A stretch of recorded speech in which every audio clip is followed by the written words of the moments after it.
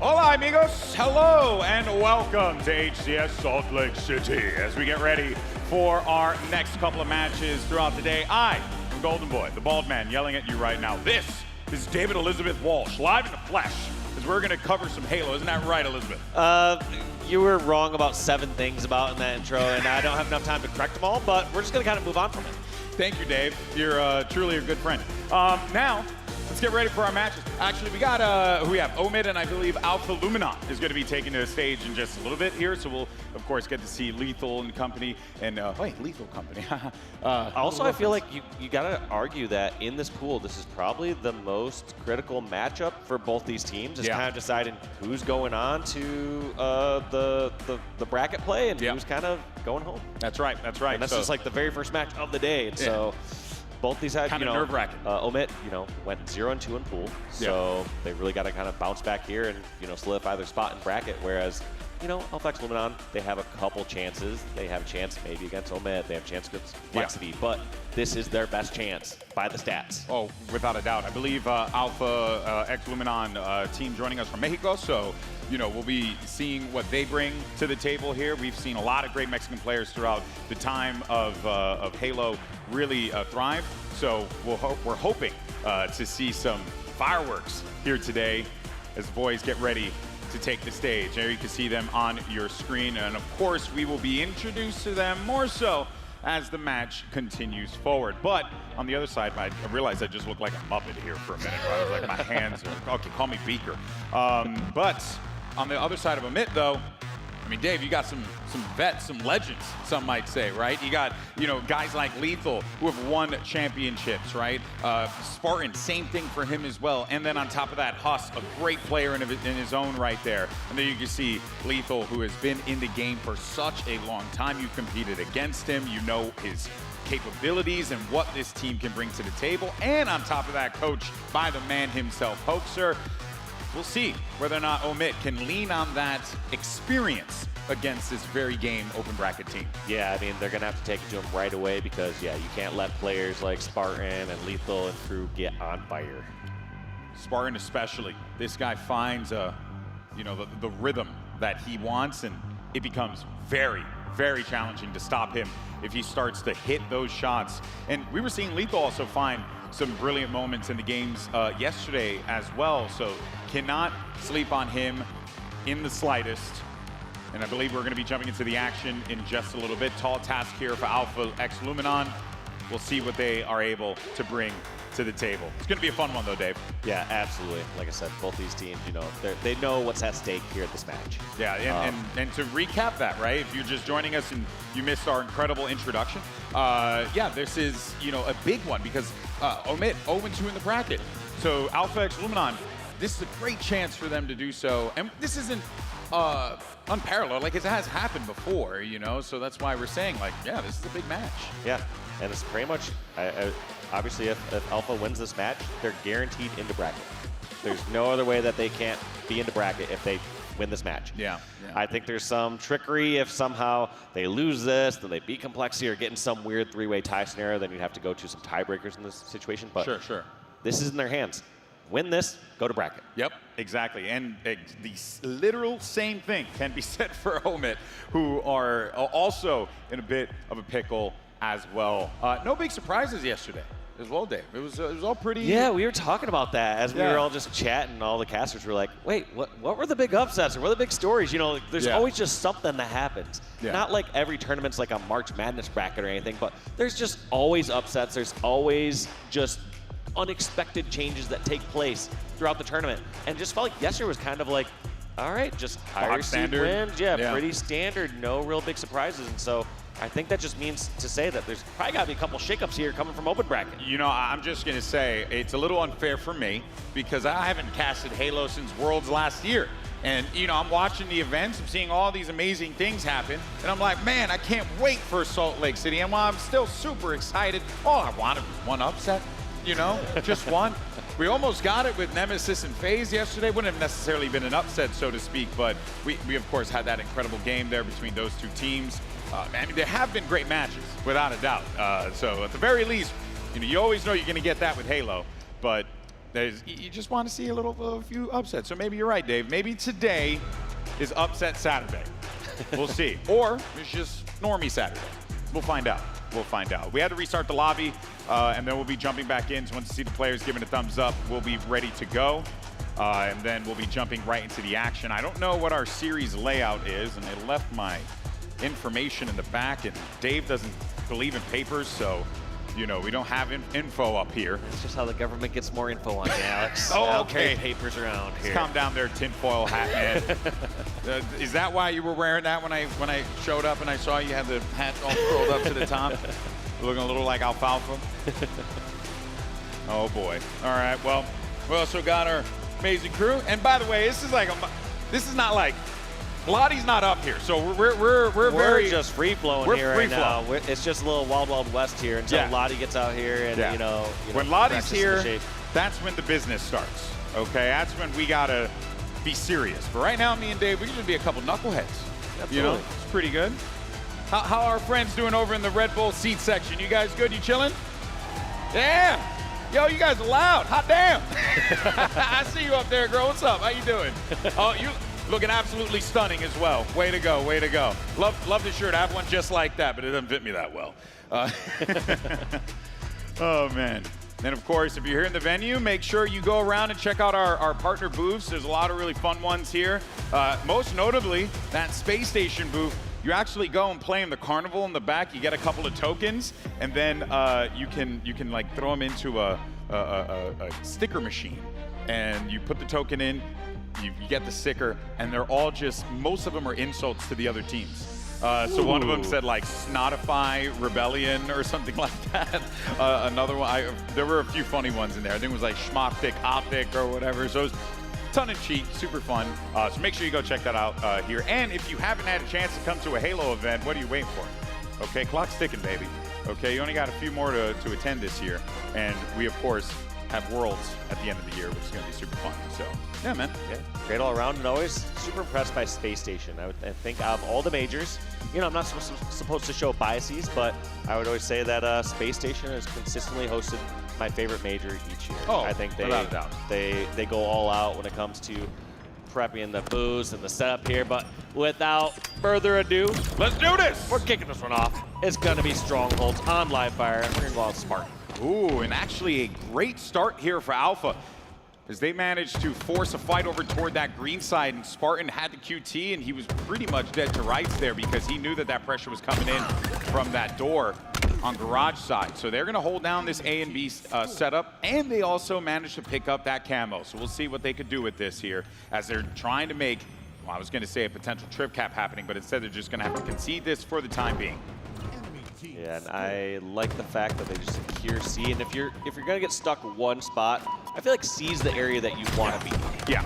You have just so many more avenues to push on over towards B or A, and you can kind of dictate where you're going along with some great cover fire. Yeah, lots of also tougher. Natural cover too. Yes, exactly. And we kind of saw this playing poorly against Omit in the last time they played this map. That was against the FaZe, where they just the entire time they were stuck over at A and B. Or actually, I'm talking about the FaZe Nemesis one. But you're still right though, that it's very applies. easy for you to get pinned in those situations. So both teams are going to need to have to avoid that as best they possibly can. But Omit now trying to just continue to add on to this one, maybe even going for a trip cap here. What can Alpha X Luminon do as they're currently dealing with the full might of Omit, who are just hitting on all cylinders at the start of this? Ooh, and this might feel like they're breaking out of this trip cap zap. They're grabbing B, but sometimes this one can be a trap. B can be deceptively a bad spot to go. You can go grab it, and it's like, oh, this feels like we're gonna, I'm in a safe spot. I can avoid some shots or some grenades. But you end up having your team all spawn in that area, and just like that, even though Alpha X Luminon had B for a moment, once again, trip cap for Omit. For people who might want to approach this and learn a little bit, what would you say is like, you ideally want to spawn over here on this side so that you can force the fights and take this back. But ideally, it seems like most teams are prioritizing holding A and B. Is that kind of your read on it as well? Because there seemed to be a bit more of not safer, but a bit more stable that you can hold that, right? I mean, they're just so close to each other. They're neighboring ones, and it's a numbers game at some points, especially over at A. So at some point, if you have a few people together, you just kind of run over towards A. And you can't really get too much cross-map help towards A. Whereas, you know, C and B, you can be in some other spots. You can be up towards Nest. You can be in all these other areas. We get angles towards C. But in short, the general strategy is just having multiple angles. Yeah. And so you just never want to be all in the same spot. You just don't have someone that can finish off or lay down shots or retreat. You lose all that if you lose more map presence. Yeah, you got to spread out the love here. Oh, beautiful double kill from Breaking Shot. So he identified one of those players that were actually going to be challenging over toward B, and this has been a good hold for Omit. They are dominating this. We were hoping to see Alpha X Luminon start things off a little bit more aggressively, and they did. They were able to get that camo at the start. They were able to stop this B hold, but then from there, it has been an absolute crumbling from Alpha X Luminon as Omit have just had their number through and through. Yeah, and keep paying attention. This entire time, Omit has had control of C. Very rarely have they been spawning Garage and been stuck over at B. They've always had some sort of presence over at the C tower. And because of it, they're never really in too bad of a spot. Even when they're fighting for control over at B, someone who spawns over at the C side can sprint all the way towards the catwalk or towards Nest and have an instant impact on the B stronghold. Spartan now looking to flip this A hold here, but they do have B and C control. Here's a flip now. For the first time, we're going to see Alpha Luminon controlling C. Now let's see if they just decide to give that up right away and try to go for some sort of trip cap, or if they're going to keep a little bit more tower control. This is the first time we've seen Alpha X Luminon hold this setup.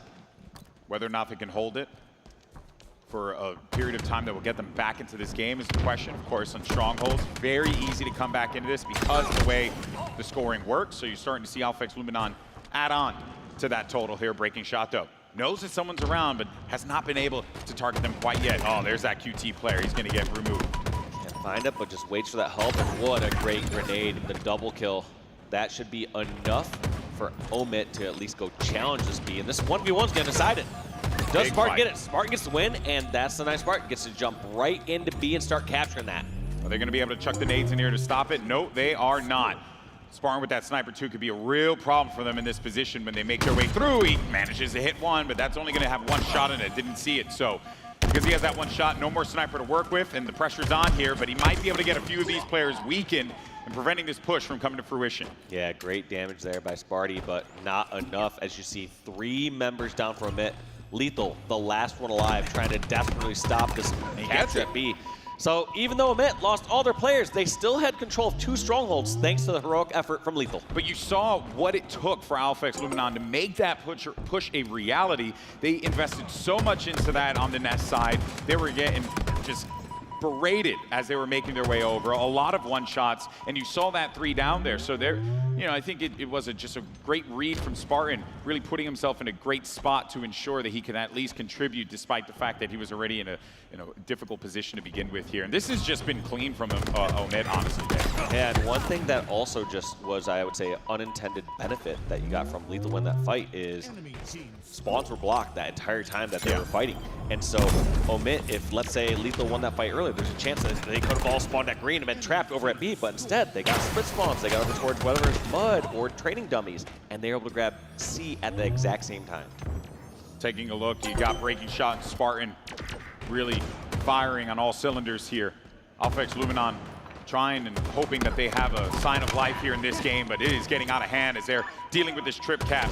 And Breaking Shot's got 2 members of Alpha X Luminon right in front of him, but he also has some support. That's going to be those 2 players down and out, and they'll just continue to add on to this as they get closer and closer to the 250-point threshold, but this is as clean as it gets to start things off on Saturday. Look at this, spawns being so weird. Breaking Shot weren't certain if they're going to be spawned over at B or if they were going to get spawns near scoreboard or something, but they just have so much control across the map. And not only do they have to cap one to stop the bleeding, they have to cap a second one and to it ain't gonna end this game. That's going to be Omit.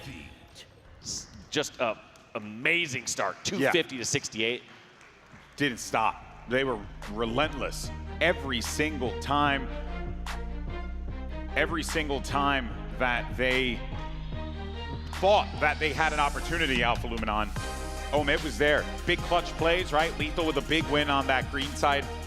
Just kind of sealed the deal for them. Breaking Shot had a few big moments as well.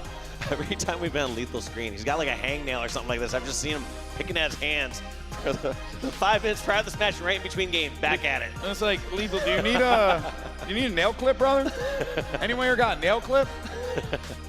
Hit your boy up. Get that taken care of. That can't feel good. There's nothing worse than like playing and you got this like nagging feeling, like you want everything off your mind. You just want to be focused on the game, not being like, come on. Yeah, or when you got to use the bathroom. Although I do feel I play my best when I got to pee. So I feel like that's never a concern for the players. It feels like the players at the quick swim, like, I gotta go to the bathroom. There's out. Yeah. They're like, all right, well, buy some time, some casters. I know, right? They're just making our job so difficult. All right, well, we're gonna jump right into the next game here to get things going.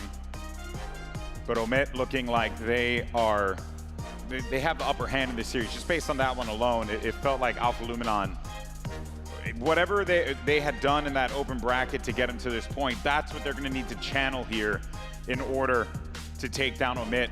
And it will be so difficult to do so when you have so much experience on that other side of the field. Yeah, and it's tough, especially when they get a start like that. It just felt the entire time they're in control. You didn't really see any huge like momentum swings of, Alpha none at all.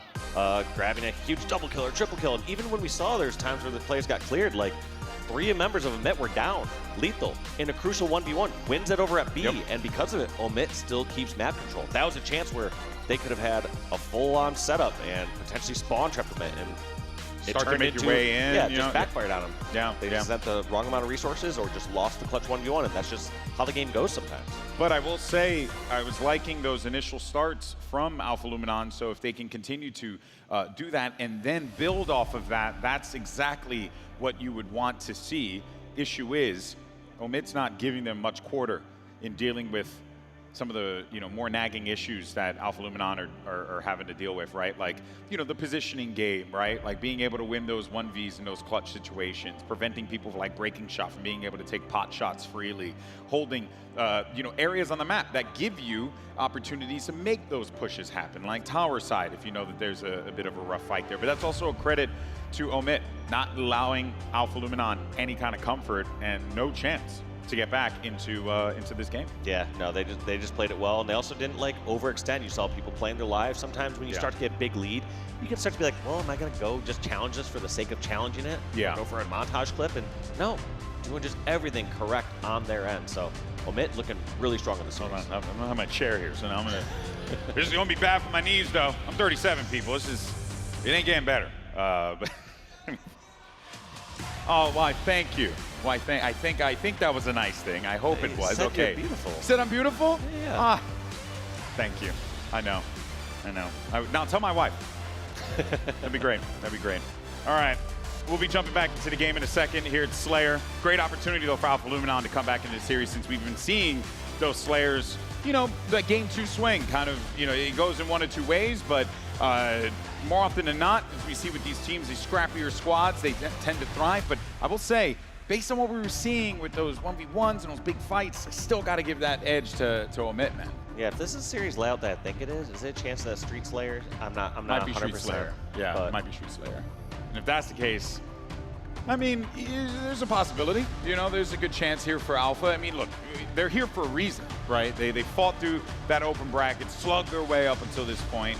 So don't want to count them out quite yet, but I do want to see them wake up, because that was not the start that I'm sure they wanted to see to kick off their Saturday. Yeah, and it's tough for me to know which position I'd rather be in. Like, would you rather be the team that went through a long open bracket day, but winning all through open bracket day? Yeah. Or would you rather be the team that went through pool play and just kind of lost 2 consecutive matches of pool play on Friday?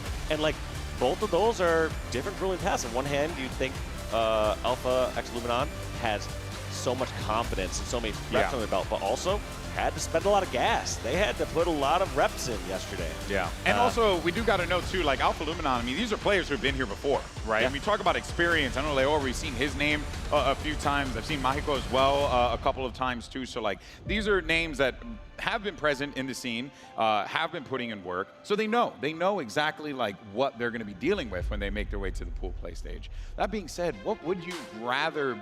I mean, I would probably say I'd like to go through the open bracket just because you get those reps in, right? But the quality of games are so different. Yeah, I mean, I think you get a different quality of game, especially when you get to the last final couple rounds. But yeah, I think I would tend to agree with you that I think if I had to choose between those two scenarios, I would probably choose the confidence boost. Because I think about, remember that Sentinels run, right? Back in the day when Formal joined, Snakebite and them when they needed to sub out for World 2. And they went through that open bracket. The open bracket route, and that was, I mean, you saw how much that benefited them in that tournament. It was exhausting, but they were able to do it. And, it's that experience that you get to build up, right? Yeah. So, yeah, I think we're both in agreement for the first time in our pathetic lives, Dave. Yeah. Is this happening? Did we just become best friends? No, I was going to say acquaintances. Oh, okay. I'll take acquaintances for the time being. Best acquaintances? I guess I know some acquaintances. I know. I got a lot of acquaintances. You're one of the acquaintances of all time. You really are. You really are. All right. Well, we're going to be jumping into the game here in a moment. Players should be loading up into the lobby, and then we'll jump into the action. But yeah, this is we got to see a little bit more out of him. I mean, based on what I'm looking at there, it almost looks like he's in game. I feel like those aren't warm-up call-outs. Yep. Yeah. You're right. You're right. And it's Aquarius. So, Aquarius. I was like, those are some intense words before you get into game 2 here. Yeah. Like he's staring at that screen with intent. All right, well now, push coming through here. That's Lethal. Looking to get a little cheeky there with that booster, but it doesn't work out in his favor. That being said though, still gonna be a closer matchup to kick things off. I mean, we think about that Strongholds live fire game that we just watched. You had Omit already up by 30-40, and we were like barely a minute into the game. So this is a much better start for Alpha Luminon. I'm sure they had that conversation saying, guys, this is our chance to get back into the series. And they're doing just that.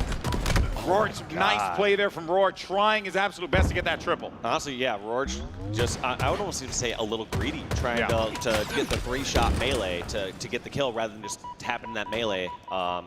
Which can be a good or bad thing. One, feeling yourself and trying to eke out as much value as possible. But other times, too, you'll see that players, after especially they secure a kill or a double kill, sometimes tend to not be greeted at the higher level because they know their teammates can capitalize on that, especially after you've done so much damage. Yeah, you need in Halo to rely on the sum of all the parts in a lot of those situations, but there are times where you can have a big play that gets you kind of back into the game, motivates you, and lifts the spirits of the rest of the squad. But this is the part of the game as we get to the midpoint here where Alpha X Luminon need to be careful. They cannot give up too many of these deaths here. Otherwise, Omit's going to start to peel away with that lead. And before you know it, it's going to get out of hand again.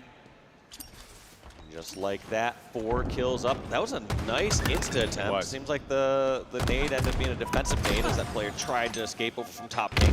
But breaking shot just doing so much damage up there. Yeah, he's been. And also spotting 3 players. That's the main key is what he knew is 3 players of Alpha X Luminon are over on that side. He secures 1 kill and calls out the other 2.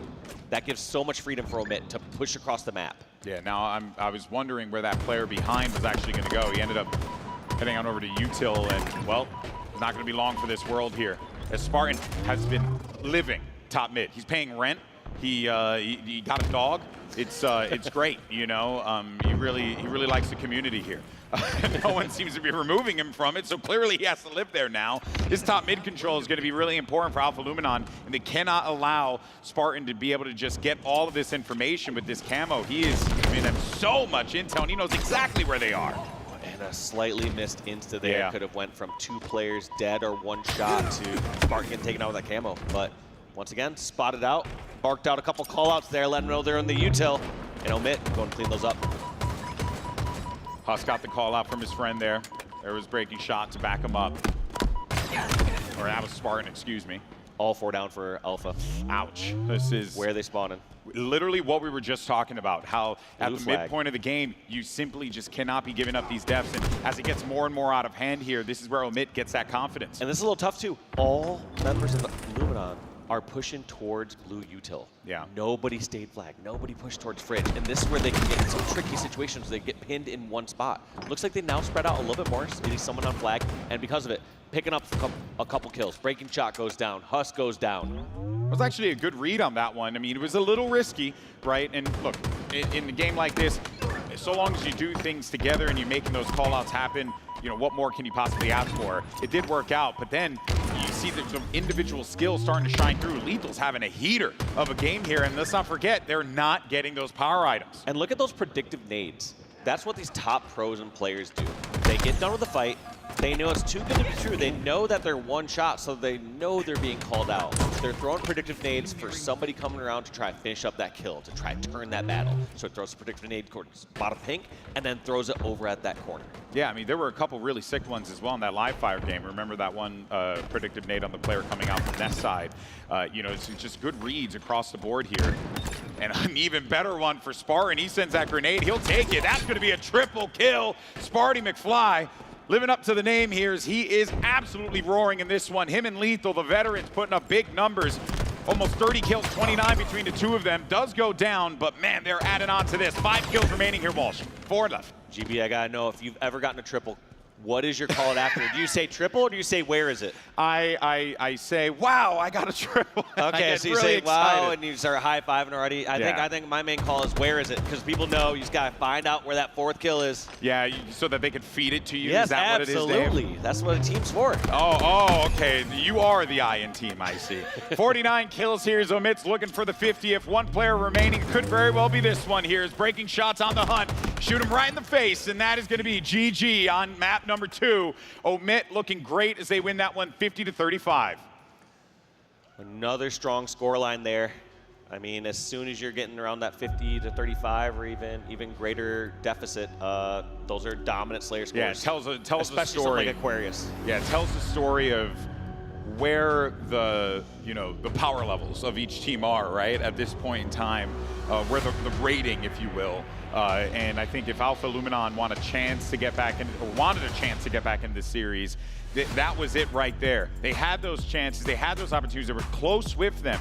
There were some key things that we were seeing from Alpha Luminon that they were just unable to be able to adjust as the map went forward. One of those things was top-mid control. I don't think at any point in time I ever saw Alpha Luminon with a confident top-mid control hold where they can actually dictate the pace of the map, where they can pin their opponents in their base. But also Omid did a brilliant job of ensuring that they were never in a position where they were backs against a wall, stuck inside of their base. So you also got to give them credit, Omid, for never being in that spot, right? Yeah, they never got themselves trapped in those positions. Look at the map layout though. I quick pulled it up. We do have Origin CTF as our game number 3. And that is a map control heavy one, where you gotta get that snipe side, you gotta have that catwalk, you gotta have presence on the map. And Alpha Luminon have showed so far that they have struggled to be able to maintain their presence in any of these spots. So it's going to be a tall task for them, as this whole series has been. I think Omet's just playing good. Yeah. To be honest, I feel like I'm seeing them play really good Halo. You're seeing a few mistakes here and there, but overall, like, yeah, they're hitting their shots. They're not losing their individual battles. They're making the right plays. Like, it's tough to beat one of these top 12 teams when they're playing like that. Yeah, and you're expecting, right, that on a Saturday, right, a team that's 0-2 in the pools, maybe they're weakened, right? Maybe they're a little wounded, and you can take advantage of that. But not this Omid team. They're very confident. I mean, I was talking Lethal in the back. We were just talking about SummerSlam, so I could pretty much tell you where he's at mentally. So I think they're feeling pretty confident in this one, and they have every reason to be, because they're up 2-0. These results have looked very, very one-sided in their favor. So there's no reason why they shouldn't feel good going into this Origin CTF game. Or is it Origin or Forbidden? Origin. There's no reason why they shouldn't feel comfortable here.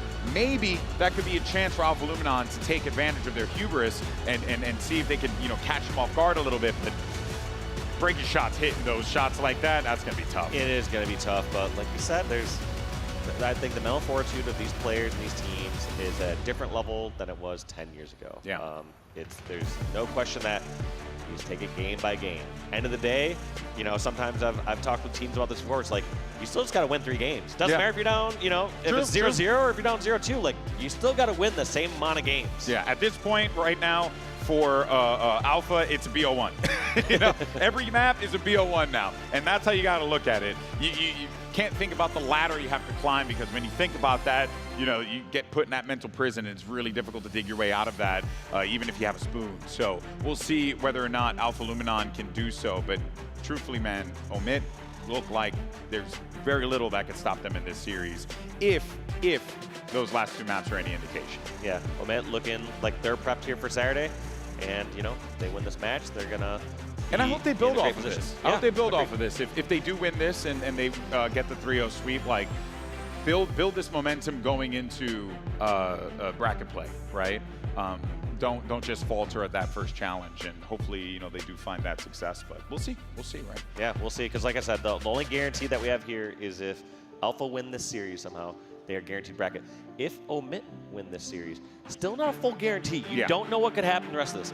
Based on this current set of scores, you would expect that Alpha doesn't win the other pool play matches, but we've seen crazier things, and we haven't yet to see the upsets that we need to see here, GB. We need more upsets. Call for upsets, okay? Want upsets, damn it. All right, well, we'll jump into the action a little bit here. Welcome, everyone. This is our coverage of our open bracket teams making their way into pool play.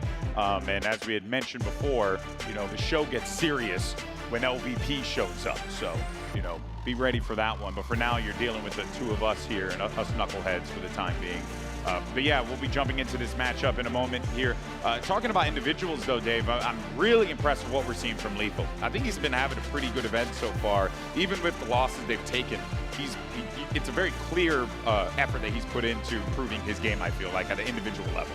Yeah, no, and I feel like we've been saying that for like a couple years now. We're like, man, Lethal's popping off individually. It's like, yeah, the dude's been doing that for 15 years. But I think you kind of go through these different phases throughout your Halo career. There's a time where you start to be more of maybe an objective or support player for your team, and then you get put onto maybe different rosters when you weren't on like a top 3 or 4 team. Yeah. And then at that point, you're like, oh, I got to go back to my roots. Like the way that you roused there in the beginning was just by your slaying prowess, your individual skill. And so seeing him return back to that and prioritize that has been awesome to see. You know something that actually just stuck out to me there in that whole opening sequence? Lethal was one shot down low for a hot minute, and no one from Alpha Luminon was in a position. There was one player fighting him, and he knew he was one shot because he saw him over on the ramp, right actually where Lethal's looking at right now. And it's a very similar situation to this. It's almost as if, you know, he turned around the corner without the knowledge that he would be there at that moment. So I really do wonder what that communication for Alpha Luminon is like right now, because as it stands, it feels like Omid kind of just like living on sides of the map and doing what they want to do without much in the way of pressure. Yeah, not as much pressure you expect, because I would assume Lethal and crew would have been pushing over towards the top snipe, but just wisely just sitting over towards this front courtyard. It's been an interesting position, but he's been able to give his teammate all the support they need, and then also wild enough to hit those snipes over towards Catwalk and top snipe. Oh man, that call had to have come in. 3 guys pinned inside of the cave there. Lethal's got to win this fight, and he does so. One more player that he's gonna have to deal with, and that's a double kill for the OG as he finds himself a couple of big ones there, and Huss has the flag, and that is gonna be a cap. Omit locks it in, and this is overall just looking like exactly how maps 1 and 2 played out. And look at this Omit strat. Every single time they go and grab this elbow over at Alpha's side of the map, they put pressure here and then eventually going for the flagpole. You just saw it there. Lethal was giving his teammates support. I want to say his breaking shot was over on the elbow, living for so long. That's going to be breaking shot last one alive. That's all 4 down for Omit here. Yeah. Alpha, nowhere in position to grab this flag, which is fine.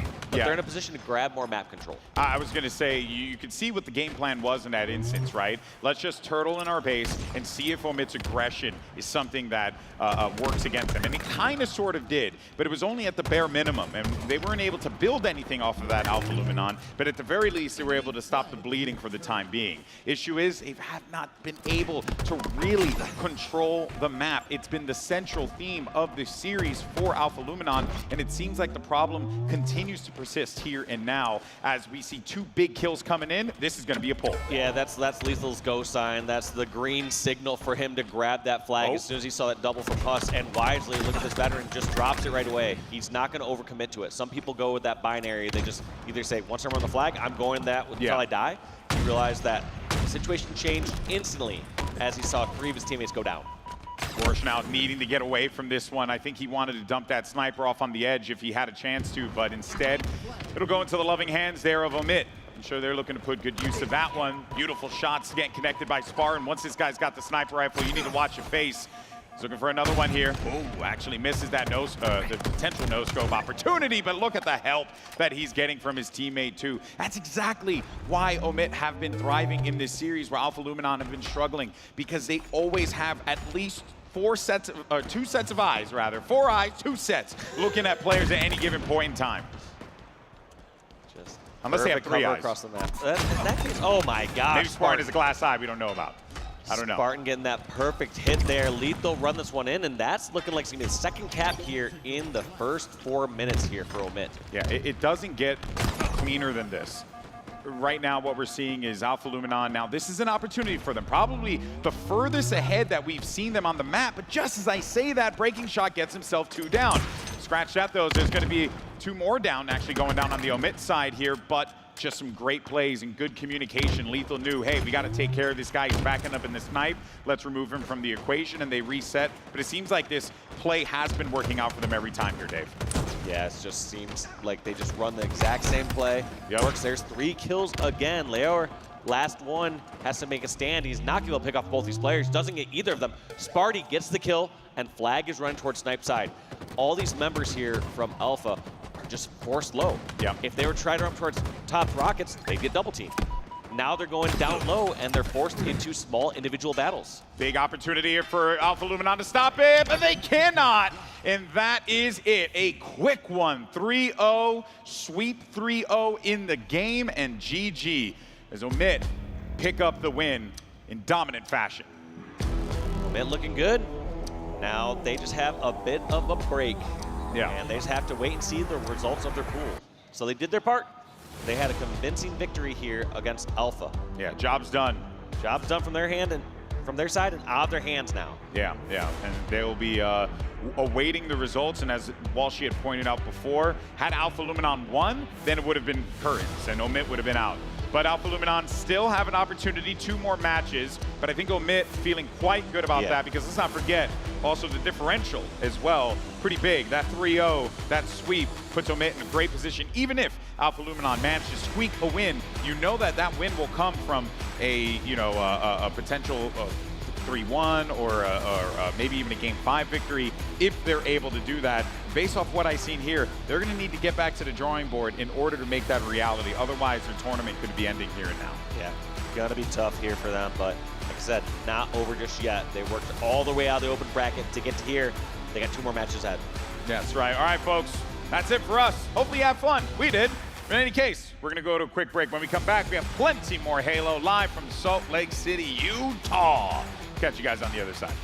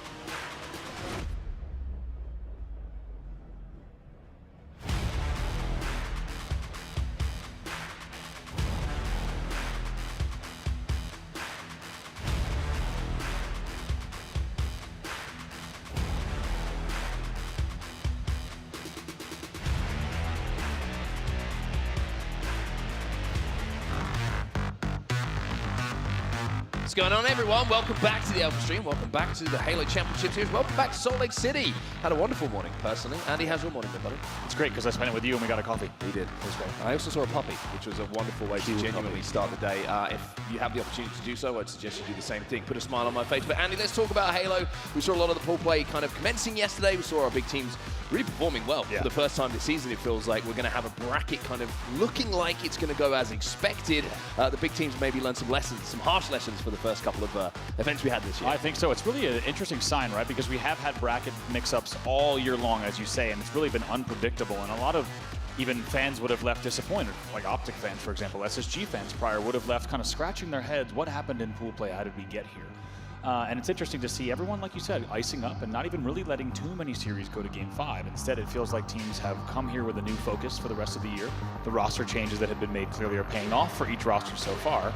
But things, of course, are going to get dicey when we get into the thick of the winner's bracket. Certainly, and of course, we've got to conclude pools before we get into the championship bracket, which will be kicking off a little bit later today. And to do so, we need to find out what teams are going to go where in that bracket. So it's up to us to jump into some of these games that we've still got going on this morning, and we're going to watch Alpha Luminon versus Complexity. And we're starting off with a little bit of Recharge King of the Hill. Yeah, just in the off chance that you are not up to speed on these rosters. As we get into the series, we'll kind of give you a little bit of an intro of what to expect here. Of course, the Alpha X Luminon team, a lot of household names in Latin American Halo. Fantastic players who have been doing it not just in Halo Infinite, but also in H5 as well. Complexity, of course, coming in with some team changes of their own. They're looking to see what Cherish, Mental, Ryan Noob, and King Nick can do. And as we've talked about, these guys know how to upset both pool play and a bracket. They can make things pretty dicey.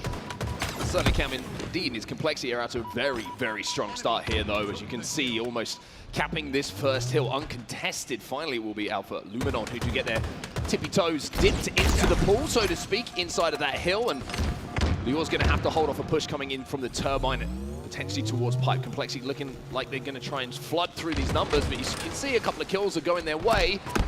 As Luar floods through, he will find one, but it's going to be 3 dead here for Alpha Luminon. And Complexity look like they should be in a position to finish this hill. Should also mention here, of course, Complexity 1-1 in pool, so important series for them. And never going to be an easy road when you talk about this level of Halo Infinite, when you talk about this stage, as that first hill will go. It takes a few extra seconds in the end, but it's calm and continuous control throughout that first hill really marked for Complexity. Yeah, really well played there by King Nick as well. Just waited for the help to arrive, didn't over-challenge. Knew that the help would arrive, but now he's rewarded with not just 2 kills, but a couple of assists as well. That's 4 dead for Alpha Luminon. King Nick, he's got himself a shock rifle, and he's got some hill time. Going to comfortably hold. You could tell by the observer mode here, there's not really any pressure coming anytime soon. Ryan Noob will eventually fall, but King Nick wisely makes the play. Over to Camo, going to have to hit this drop, but I got to tell you what, even with that many players alive, you thought he would have had a little bit more resistance on that entire play. Yeah, you got to give credit to the rest of his teammates for putting that pressure on those respawners, not letting Alpha Luminon step out without taking damage. And with the Shroud screen in his back pocket, he's had to use that one, but now he's got a shock rifle and that camo in his hands. And Complexity controlling all of the goodies at the moment. It's been a really good start here from King Nick. Currently sat 6-1 in this game. Make that 7. Wow, and to do so when 3 were dead on his team, it's a really big set of plays. Might even get another one here. Does it with 3 shots as well. I would say making it look easy, but to be honest, there was some effort required to hit all 3 of those. That brings him now to 8-1. What a start. Really good positioning from him as well. Just making sure that between those shots with the shock rifle, using that pillar inside a tower, just to make sure that he was able to stay alive long enough to re-jig himself into a position to fire that shock and hit those shots. By doing so, he follows up with another kill like we just saw and completes his full circle back inside of the hill, which is where he started this life. Yeah, this is pretty wild to watch. As I said, you're just watching it happen right before your eyes. Alpha Luminon not getting the angles that they need, and I would even be pretty harsh on their timing so far. Good shots in the end from Strikey. He just has to force the stacks, but the pressure unsurprisingly comes in right away. Ryan Noob is your last player alive, however. We'll see what he can do in the back. And while that will be a good trade, they will need to push yet again for these final moments on the hill. Yeah, it's a really good trade actually from Ryan Noob. It just means that it's a 2v2, which means Complexity can get across the map and at least pressure this hill. You can see that Mental's already flooded through the front, and now Magico's going to have to flood in himself behind 2 players. That'll be 2 dead for Complexity. Potentially 3 as he finds a nice double kill. Can he turn it into a triple? No, 4 dead. But that will be 4 dead for Complexity, and Alpha Luminon might be about to tie this game up. Mental knows he has to go, but he gets tagged. He gets tagged. That's going to be the hill. What a stop from Alpha Luminon. This pressure is not going to come in time, and they're still slaying, by the way. What an unbelievable stop on a hill that looked like it was guaranteed and the most comfortable hold. And I'm happy to say they made me eat my words. I was critical of the timing. It looked like they did not have any pressure early on, but when they pushed, they made it count. And they get that second hill. We're tied 1-1. Just looking at the rotate here. Alpha Luminon did a good job of actually picking up 2 kills on that spawn of the elevator. The problem was every single player from Complexity spawned together in a squad spawn. And the numbers were just too much. So being able to survive and pick up those kills on Turbine on the Alpha Luminon players means that they have continued to respawn here. Now they have control of the Turbine and the elevator closest to that hill, which means that they can be closest to be able to step into it. So good perimeter set up on the map at the moment for Complexity. Alpha Luminon didn't really do too much wrong on that rotation, but it was the shots from Mental that really secured this spawn for them. Really impressed by that. And let's not forget, Complexity went 1-2 in pools in Dallas, right? This is not unprecedented. They've had rough pool play results so far this season. Of course, bringing in a brand new roster, they're looking to turn that around. 2 dead for both sides, but I tell you what, Complexity may be a wake-up call for them on that second hill, because this should be a comfortable series for them if you look at kind of the history of the players on each side of the stage. But instead, Alpha Luminon putting up a very good fight. Yeah, you got to remember as well, all these teams that come through the open bracket have played a lot of Halo on the first day, so they're going to be warmed up. They're going to know exactly the areas in which they not just have been performing well, but have to improve. And I think a team like Complexity, you can't be cold on a morning like this against a team like Alpha Luminon. We've seen them cause these upsets before, and with 3 dead, Complexity might be about to go 4 dead. 2 spawners arrive back on the map, but they're all trapped at the back of blue. And look at this progress, on this Turbine Hill. It's looking like this could be 2-1 if this push from Complexity will fail. And this has been uncontested. Look at the elevator flank. Should be able to get away with at least 1.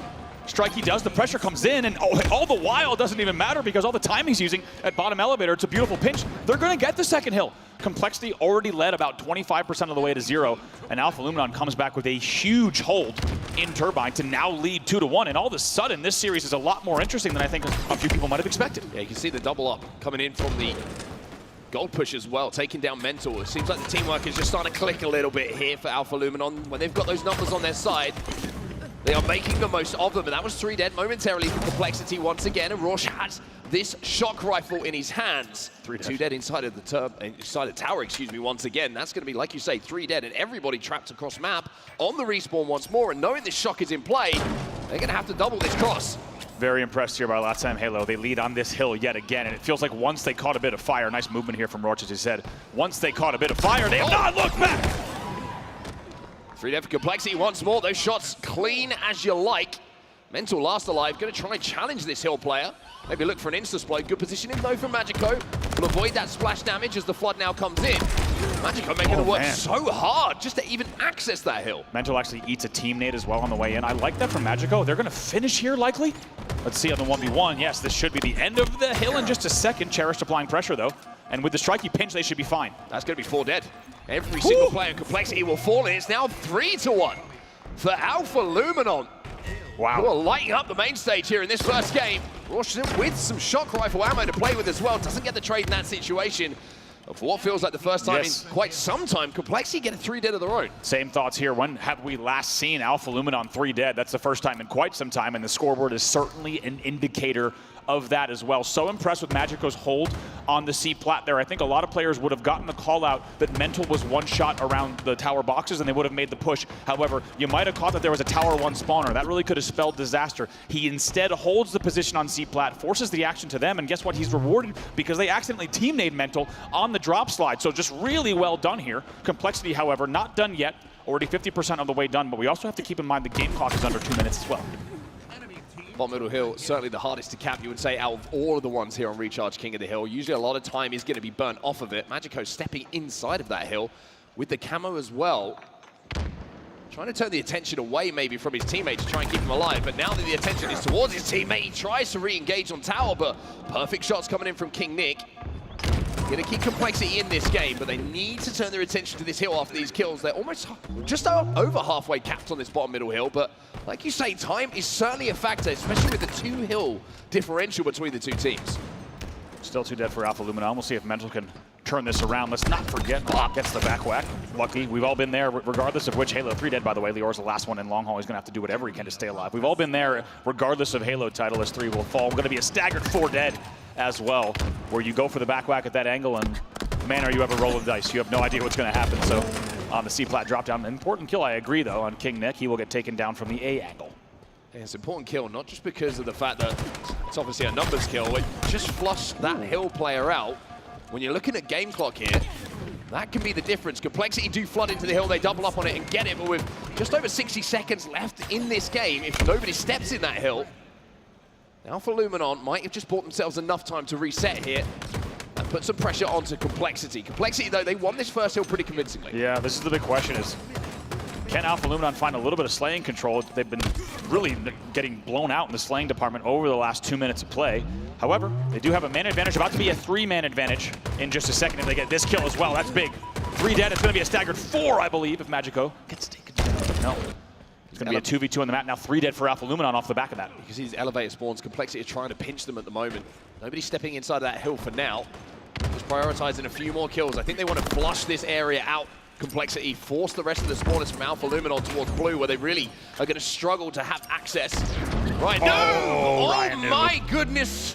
That's where you got to give him the nerds. That's the credit in the gamer tag. Strikey was doing so well to take non-orthodox angles and kind of stay back elevator to kind of play the mind game of where the nades are going to be, but Ryan Noob just absolutely nukes all of top elevator with a great insta.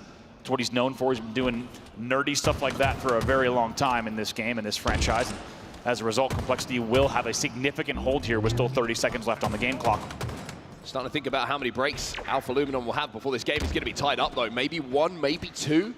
But with 2 in the death screen, it's a 2v2 scenario. Mental with some great shots with that battle rifle will keep the numbers in Complexity's favor. And most importantly, keep Ryan Noob alive to potentially turn this game into a tied scenario. Oh, yeah. That's what's going to happen. Complexity make it 3-3. Man, Mental now 27-15, and in a game that felt moments ago like it might be an upset game 1, instead we start to realize just how well this team is performing in the late game, and to have numbers like 27-16, pretty wild to see. It's 3 dead yet again. Complexity looks like they want to pull the upset off within the game time, not even go to sudden death.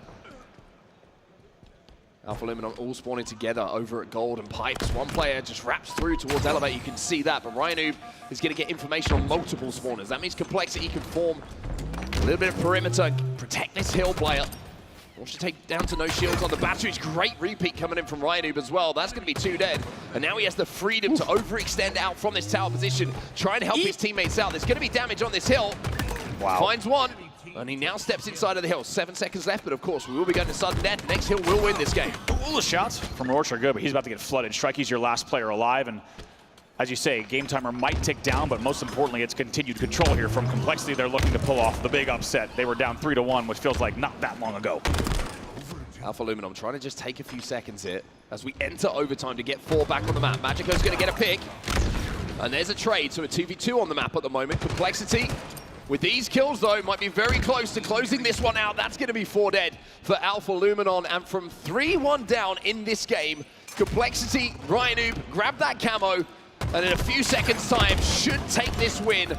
Wow. That's exactly what happens. King Nick stands inside of that hill. Complexity turned the game on its head and will take game number 1, 4-3. Wow, talk about a convincing result there. I mean, at 3-1, you really do feel like Alpha Luminon was firing on all cylinders and always obviously in control of the scoreboard as well. It felt like back-to-back-to-back 3 deads and minutes of play, but before we saw anything like a 2 or 3 dead. Instead, Complexity, they ice up in a big way, and I think that's a pretty good indicator of how this team is looking to be able to have that consistent of holds back-to-back-to-back. They woke up in that game number 1, and they pulled a pretty strong comeback. 4-3 is your final score. Yeah, really impressed by one particular moment in that game around the second battery's hill, which is where Complexity had a 2 dead situation, and I was like, oh, nobody's stepping in the hill yet. I'm trying to work out in my head what exactly they're trying to do. Flushing out those elevator spawns and making sure there isn't a consistent respawn over there, I think was brilliant, because if they just forget about that, they let those 2 players live, a couple players get into tower, and all of a sudden, so many angles on the hill player, you can get picked very easily, and that hill can completely change. It's all about just making sure that advantage is the biggest advantage you can have. Controlling that spawn is so vital for them. Complexity recognize that. From that, we're able to control it, and then it looked pretty comfortable. It's a really strong play. It reminds me of a lot. There's a lot of order of operations plays throughout competitive Halo history. Things like you think back all the way to something like a lockout, right? The rule of we clear out this area before we go here. We clear out snipe before we even think about going blue. And that's what you have in some scenarios in Halo Infinite. And as you say, clearing out elevator to ensure that they were not getting pinched on the hill from all of that pressure makes the Pipes control that much easier, and they knew exactly what they needed to do. And man, did they ever show up. Unsurprisingly, smiles on the face of Ryan Noob. He's got a lot to be happy about in that game. And we should also give a shout out once again, of course, to Mental. 28-18 in that game. To go positive 10 in a game that you were trailing 3-1 is a pretty big statement. Yeah, a really good plays from Ryan Noob as well, around that elevator moment that we were talking about, that insta-explode, for example. Very, very impressive, just knowing exactly what the area of denial was going to be on it. So if anyone jumped up to try and get it, yeah, the radius. He knows exactly what he's doing. The AoE radius on that insta was probably perfectly placed if we look at the entire center of the radius within elevator. All of that circle math. He's running all the hangover math like in his head as all that's happening, and then you get a perfect insta-explode. Yeah, I would have missed it. Anyway, let's talk about game number 2, because obviously game number 1 is done. Complexity looking very good. Let's talk about what this means in the pool as well, because Complexity, like you say, 1-on-1 coming into this game, need to win this to continue their run through the bracket potentially a little bit later on. And I don't think they've struggled, so to speak. I think you looked at some of the teams that are in that pool, it's always going to be tough to have a perfect record if you're one of the lower seeds. But that game in particular, I think, showed us something about Complexity. It seems like there's, like you say, order of operations. They're not getting overexcited about certain scenarios. They're playing good Halo and not getting carried away by momentum that the other team has had. And I think there was some really good signs for them there. Yeah, absolutely. And they should, of course, exit this pool 2-1 if the series continues the way that it's looking like it will. And we should mention Alpha Luminon, I believe, would have needed something like a 3-0 to stay alive in this pool based on their 0-3 loss to Omid. So that already might be end of days for them in terms of the pool, but still very important to see what Complexity can do here in this series as we get ready for this game number 2. But I agree, for Complexity, it's a real story of where does the season go from here, because it's disappointing places, make no mistake, in Arlington and Dallas, and they needed to make a change not only to the roster, but also to where they're placing for the year if they want to be taken seriously. And I think this is a team that realizes, okay, 3 events left, not just in the year, but in Halo Infinite. Yes. There's a big opportunity, because I think Ryan Noob rosters, if you will, they're kind of their own class of roster in Halo competitive multiplayer. They've always been a threat of some kind, right? There's no doubt about that. You don't write off any roster that Ryan Noob has brought to a game, H3 and later. However, I think there's a certain level of focus here for them, realizing, okay, we can actually, like, when we think about obviously much beyond top 12 where they've been, when they think about top 6, even threatening top 4, there's a real chance to do that for them. We'll have to see if they can put in the work. I think SLC might be too soon for something like that, but I think top 6 should be in their kind of line of sight for this event for sure. Yeah, and I think you're looking at how bracket's potentially going to work out as well. That elimination bracket, you're not going to have the shark in the water like we've had very early on, where all of a sudden you're like, we're playing Optic, Elim 1, Elim 2, whatever actually, it is. Right. Yeah, and it's like, oh, we've ended up top 12.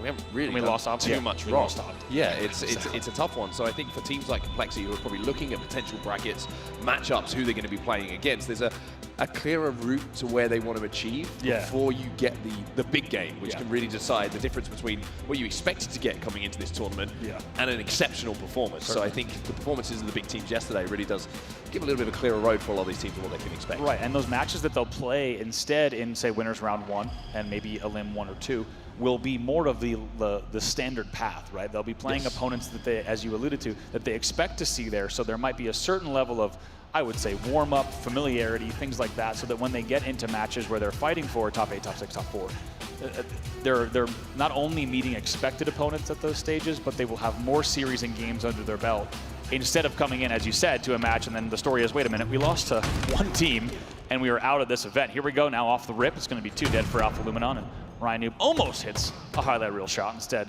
they will still find 3 dead. We'll see what he can do with the sniper here at Nest. Re-peek. Ryan is feeling very, very confident. Love to see that. The sniper rifle now can be put to use. Strikey's just making it very difficult for that shot to be hit. He's going to challenge him as well, and that will be the sniper rifle, I believe, falling off the map. I think it might. Nope. It stays back on it. That thing's sticky. It's got Velcro on it. It doesn't. If we know anything about that back mud ledge, right, that curb, that thing just holds everything on. Oddballs, sniper rifles, everything's included. It's, as you say, a bit sticky, a bit Velcro-y. Let's see what Roach can do. Slow playing camo on scoreboard. Question for you, is Velcro kind of a term that's generic across North America as well as Europe? Yeah. It's I believe it's one of those, like, it's a. Is it like Kleenex? That it's, is it like Kleenex that it's a... I'll say sellotape, and people look at me like, sellotape. What are you talking about? Yeah, we don't know that. We don't know about that. Sticky tape. Sticky tape, sure. Yeah, because that's easy to just figure out if you know what sticky and tape is. It's fair. Just wanted to make sure that everyone understood what I was on about there. That was all. 9-7 for Complexity now, as we'll get 1 bullet to play with the sniper rifle. Can't connect, so we're down to Old Faithful in that bandit for everybody on the map at the moment. Complexity now trying to make a push on this tower, trying to see if they can find anyone. But it looks like at the moment that little bit of a hide-and-seek game going on for these teams, trying to work out where these spawns are coming in, and that's usually an indication that nobody really has 4 alive. It's just trades that are happening around the map. Early stages of this game, Mark, give us an opportunity to talk about mental as well, because I feel like the mental story is one that has been slowed down just a bit if we think about comparison to his entry years in Halo Infinite, a player who was talked about so much, who had so much promise and still does and still maintains, as we've already seen in this series, such a high skill level, but hasn't, I would say, gotten the exact placings that he would have wanted to have had thus far. I think the rest of this season is such a big opportunity for Mental specifically, the entire Complexity roster, of course, but when you think about Mental's story, it feels like there's a little bit of a fork in the road, right? As Mental, right now, he's already regarded as one of the best players in the game. However, can he hit a different tier and kind of get back to maybe those levels of promise in these last 3 events? I think there's a lot on the line for kind of his career and how he's remembered in Infinite. Yeah, I completely agree with you. The player that always jumps to mind, and it's not just because of the Gears of War comparison, of course, is Precision, right? Those 2 players came through together. There's been that kind of friendly competition, I imagine, between the 2. And Precision has certainly made a name for himself, as Mental has as well in the Halo Championship Series. But like you say, it's about defining your legacy at the end of the life cycle of esports for Halo Infinite. He's going to be looking to make sure that his name is remembered extremely fondly by fans and players alike. I think there's a lot of players, interestingly, as we have 19 to 14 here for Complexity. We'll see what Cherish might be able to do. Runs into a little bit of pressure and actually gets singled out. What an eagle eye from Rat Tunnel. Somehow Roach saw something in the night, and they're able to neutralize that camo, which actually brings the game within 4. It felt like the game could have been blown wide open, but Ryan Noob just holding this angle. Oh my God, talk about a target-rich environment. 3 out of 4 players somehow sitting on concrete at one time. So now it's 22 to 17. Not the best configuration for Alpha Luminon in that situation when you've got 3 players at green staring at sandbags. Yeah, not sure about that one. I have to say, upon reflection, easy to say upon reflection, but you are essentially 3-man walking into one of the most exposed LOSs on the map. And Ryan, by the way, at the moment is 10-2, which is now incorrect because he's 10-3. He nerds. He nerds very hard. He's been nerding this series. It's 24/7 hours a day. 24/7 hours a day. That's a lot of hours in a day. I need more. Somehow Ryan Noob finds 247 hours each day, and that's why he is this good at this game. Right now, over triple positive in the Slayer. They're up by 4. Striking out, trying to slide through the Rat Tunnel, but he'll be taken down as well. And the score is starting to get a little bit distant here for Alpha Luminon. Need to put not just trades on the board here, but kills that aren't going to be responded to by Complexity. A 6-kill difference with Rhino sitting at 11-3. Got to try and move and stay alive long enough now to potentially pick up the next power-up that's popping on the map. Maybe look towards that sniper rifle time that's going to come up. But I think just keeping the deaths down at the moment, trade out until those points, and then try and make the run off the back of it. That play we just saw in the death cam was a really good indicator of how Complexity is playing this game, and you could even argue how textbook Halo Infinite should be played. Mental was able to fly out of Rat Tunnel and make sure to get a melee he really shouldn't have gotten away with. Bottom middle, that paved the way for then Ryan Noob to then fly bottom middle and get that kill as well. And you just see them kind of making sure that they're getting trades that you really shouldn't eke out. And when you're up by 5, that's how you start to pull away even more. Speaking of power-ups, speaking of camo, it is popping in 8 seconds time. That's why Complexity have decided to make this push off the back of it. There's a player one-shot bottom mid. You can see Ryan Noob's just cleaned that one up, and Cherish is also still got 1 bullet of the previous sniper rifle left. So all the toys are going to be Complexities. At 28, excuse me, as 1 kill does come in. A real opportunity to extend this lead to a point where you're thinking about this being 2-0 in the series. Yeah, I think we might already be there. Of course, anything's possible, but when you think about Ryan Noob here with this camo, the pressure that's about to happen, already being up by 8, Complexity has really started to pull away here, and they've done it, as we said, just textbook Halo. Nothing fancy, nothing crazy, just making sure they're focusing on these power-up drops, and it's a back-to-back-to-back 3 dead just like that. That leads to a 10-kill lead. That was a triple kill for Mental as well. So speaking of Mental, he might have just, I don't know if he got the overkill, but unofficial, as 4 kills consecutively will fall to his POV in the feed. And Ryan Noob says, hey, I want one as well. He grabs another one to put himself at +10 for this game, 14-4. Mental with those 4 kills now puts himself positive as well, 10-9 for him. Man, this has been a very fast Slayer. Let's not forget there's 12 minutes in these games and there's still 6 minutes on the game clock. This one has been played very, very fast. Once we got to the mid-game, Complexity has shown no signs of slowing. Now a sniper in the hands of the man we're talking about. It's Mental. Easy no-scope beatdown, stays alive as well. That reaction time, very, very impressive. I would have had to take at least 5 to 10 seconds to decipher if that was a teammate or not. By the time I would have found out who that was, I would have died with the sniper rifle. Not mental, though. 45-36, and as we said, once you establish a lead like this, it is pretty much the home stretch. It should be very comfortable for them. A few kills do go the way of Alpha Luminon, but this flank's going to help slow things down just a bit. Ryan Noob's everywhere on the map. Yeah, quite literally with this QT as well. 4 to go now for Complexity to close this game out and be up 2-0 in the series. Luar will find 1. But this isn't over quite yet. A little bit of a scary situation to be in sometimes, but a kill like that from Ryan Noob just kind of quells those nerves. That's Ryan Noob going down there, and it's 41-46. It feels very, very different with a couple of players of Complexity falling, but they're doing a good job here. All of Alpha Luminon trapped on the spawn in A. And it should be a case of now just moving in, flood this, find a trade, and Complexity will be up by 2 in the series. Strikey will be able to get 1, but Cherish cleans up Magico, and that'll be a 50-42 win here for Complexity. 1 game away now from closing this series out. Very comfortable from them. And even though we were tied, or the game stayed certainly respectable around the mid-game, it really was that single rotation, and Complexity pulls away. 5-kill lead becomes a 10-kill lead, and in the end, 50-42, I think is indicative of exactly what we saw. A few maybe extra kills go the way of Alpha Luminon, if we're honest. However, Complexity very much in the driver's seat in this series, without a doubt. Yeah, very impressive stuff. Again, just an element of control being shown at most points. There wasn't a 3-4 dead situation. Complexity played their lives extremely well, and it reflects upon the statistics as well. I mean, only King Nick going negative in that game, but still contributing to the assists. It's Ryan who leads the way, 18-6 in that game. Casual triple positive. Remember like early Halo Infinite live fire Slayers with the United roster that was Ryan who led? Yep. And King Nick.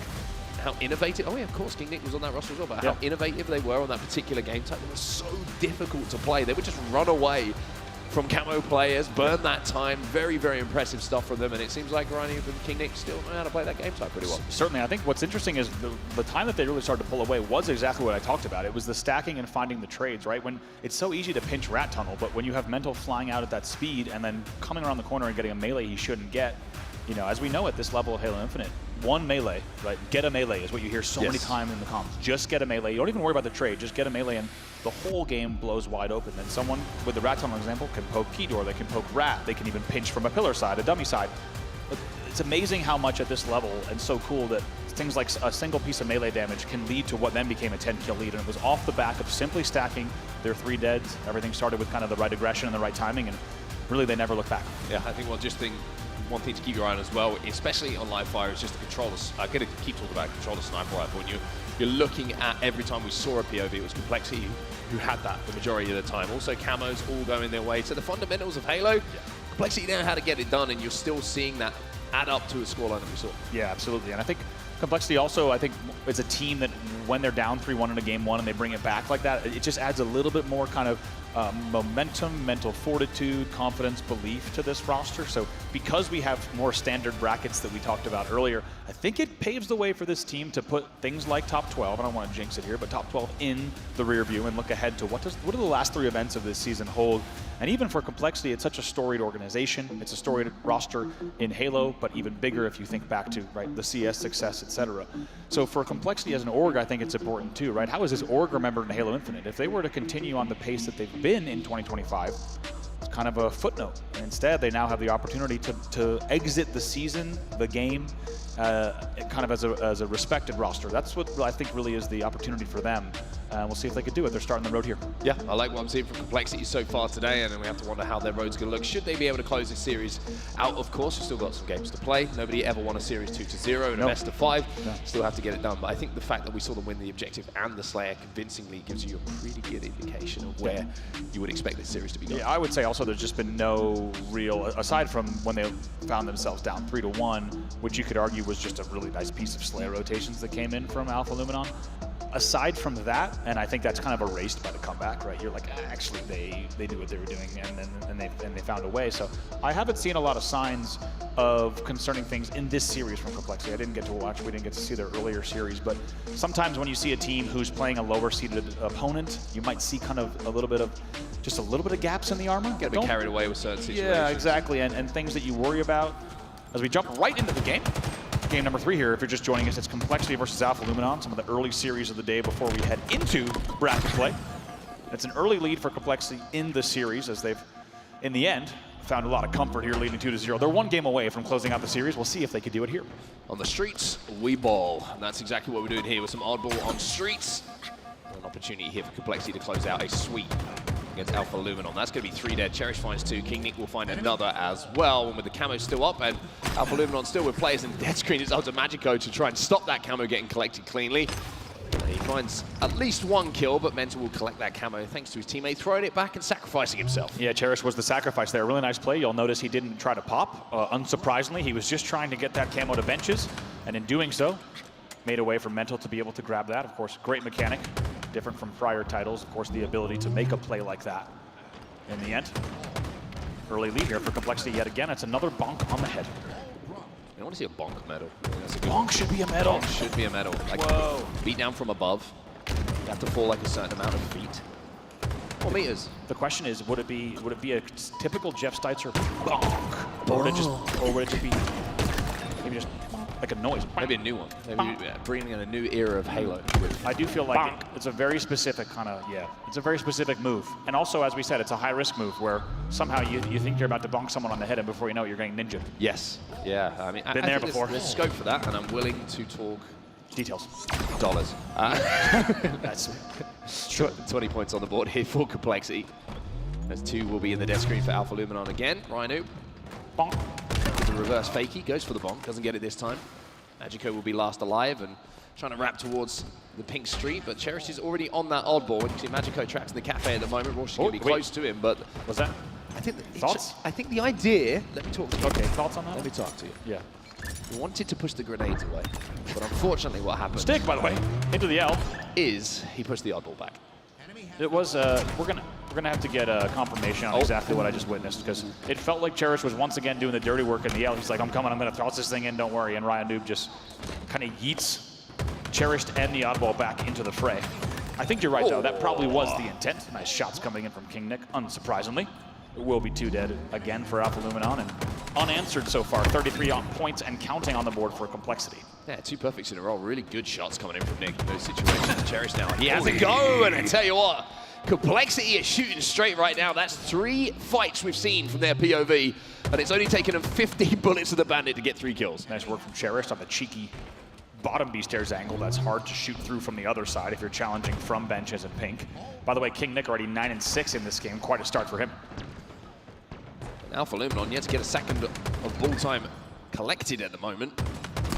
44-0. Cherish finds another kill. That'll be another one for him. He's not missing at the moment. That is a simple serving for him to gobble up, and that's going to be 45 and rising now. Points on the board here as Complexity will continue to score. A little trade does come in. Luar's trying to win that race through back tram towards where that oddball is. Cherish. There's a little landmine for him. That repulse not going to be available. The second one will hit, and that is another kill going the way of Cherished and Complexity. Tell you what, Alpha Luminon did well to keep that dicey. They only had 1 player alive in Tram essentially the whole time after the 3 dead, but they had driveway spawners, which kept things interesting. But a lot of credit is due for Complexity to still be up here. And those shots from Cherished as well. A lot of credit's due for Complexity for holding down not just the angles, but the lead as well. They still have not let Alpha Luminon get a point on the board. Still 46-0, like you say. Camo coming up as well, so Complexity just making sure that they've got eyes on it. Double push on the driveway here to see if they can maybe catch a couple of players off guard. And it's going to be Magico who had the camo. He grabbed it, but Complexity wrapped around.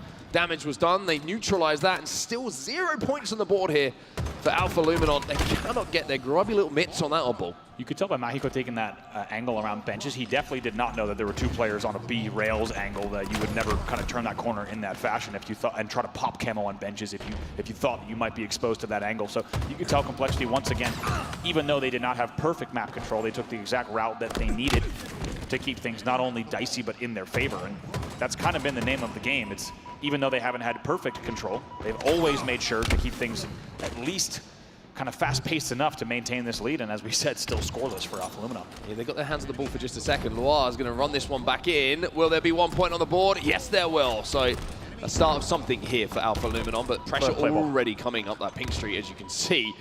Playball does come in. 4 points on the board. Need a few more of those. Have to find a few more kills if they want some more. Yeah, short-lived the hold. Is forced to play ball right away. The shots are good, but there's too many opponents.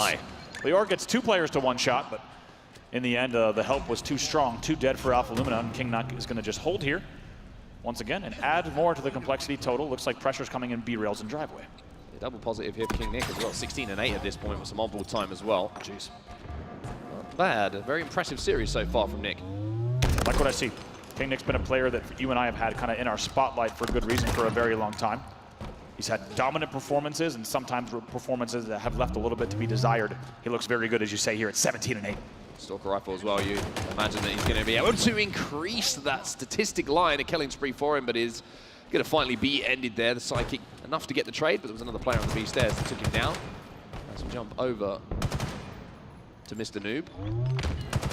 He has that battle rifle in his eyes and reticle traced upon that camo that's popping up as well. Magico's going to get it for the second time, but for the second time, unfortunately, we have a little bit deja vu as he is eliminated from the game, which means that camo is going to be burned with 4 seconds left on the game clock. Complexity just need to get this ball out of the hands of Alpha Luminon, and they will be up by 1 round. That's what they do. They close this out. Complexity up by 1. What an unconventional scoring bit there, right? It just tells you how Complexity played that. For that to end 60-3 is just exactly how Complexity played it. They got, not only did they get the lead and did they have consistent holds, they didn't go for high-risk holds. They instead looked to slay, keep only 1 player alive, and very rarely do you see at this level a game end 60-3, or excuse me, a round end 60-3. So that just tells you exactly kind of the slow and strategic approach from Complexity in this game type. It paid off in a huge way for them in that round. They're going to look to do the same here to close out the series.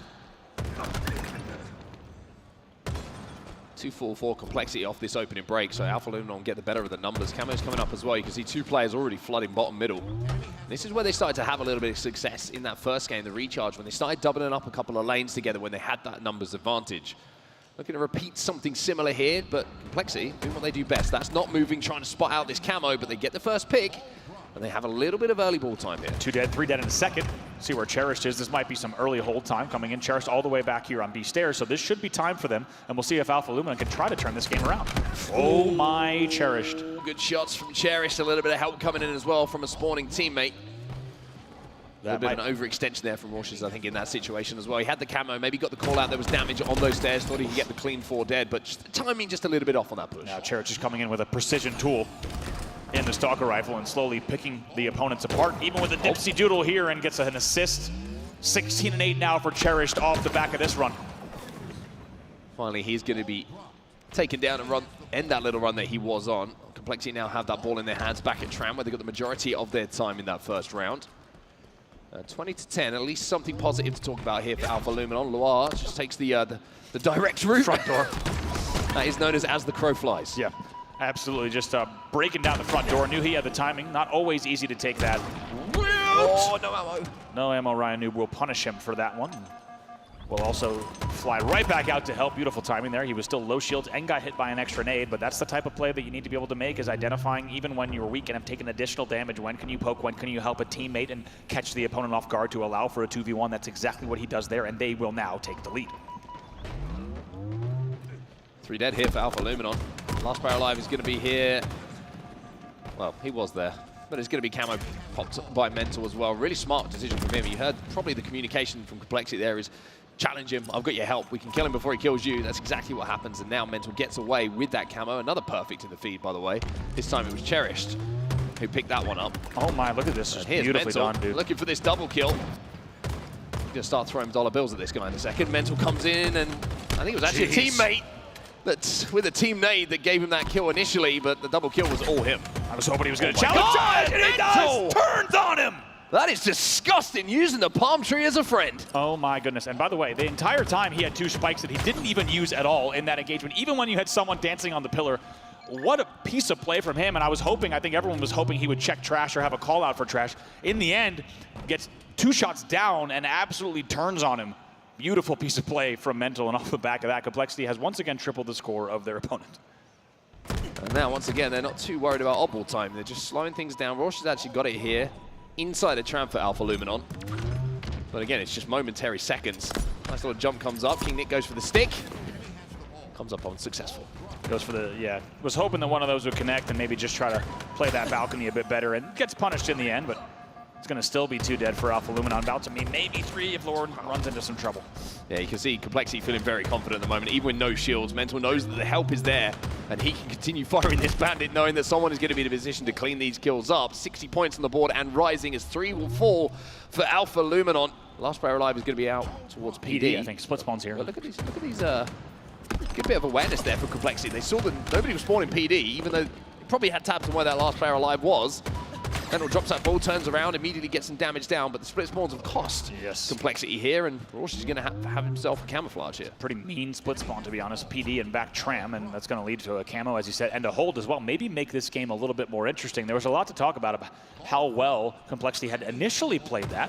Split spawn, as you say, will punish them, but we'll see how this push plays out. All 8 players up on the map. Oh, man. That's frustrating. Thought he had the timing, but exposed his back to a whole lot of B stairs and B rails.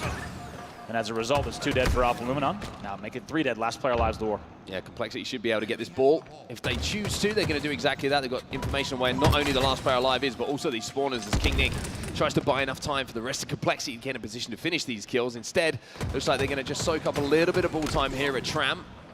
Get a few seconds closer to closing out this round, game, and series. And then look to reslay off the back of it. Complexity 2 dead at the moment. Alpha Luminon need to find something special here, and they need to find it now. One difference maker that I've seen, while we have a little bit of time to talk about it, is Complexity has continually challenged from back tram. Their back tram player has absolutely laned the L front A continually, and that's how Alpha Luna has run into a lot of trouble. They're challenging from areas like front A, like bottom middle, like the L, while the players in bottom tram are absolutely punishing them and laying down so much damage. It's 3 dead yet again, a momentary 2v1. Yeah, Cherish, by the way, is 24 and 11 in this game. Barely mentioned him. We've seen his POV a few times, but that's a phenomenal stat line from him. Plus 17 assists as well. Also, he has been shooting. Mental's assists are still double that of anyone on the other side. 23 assists for Mental, and you know with how assists are tracked in Halo multiplayer, he's probably got even more than that.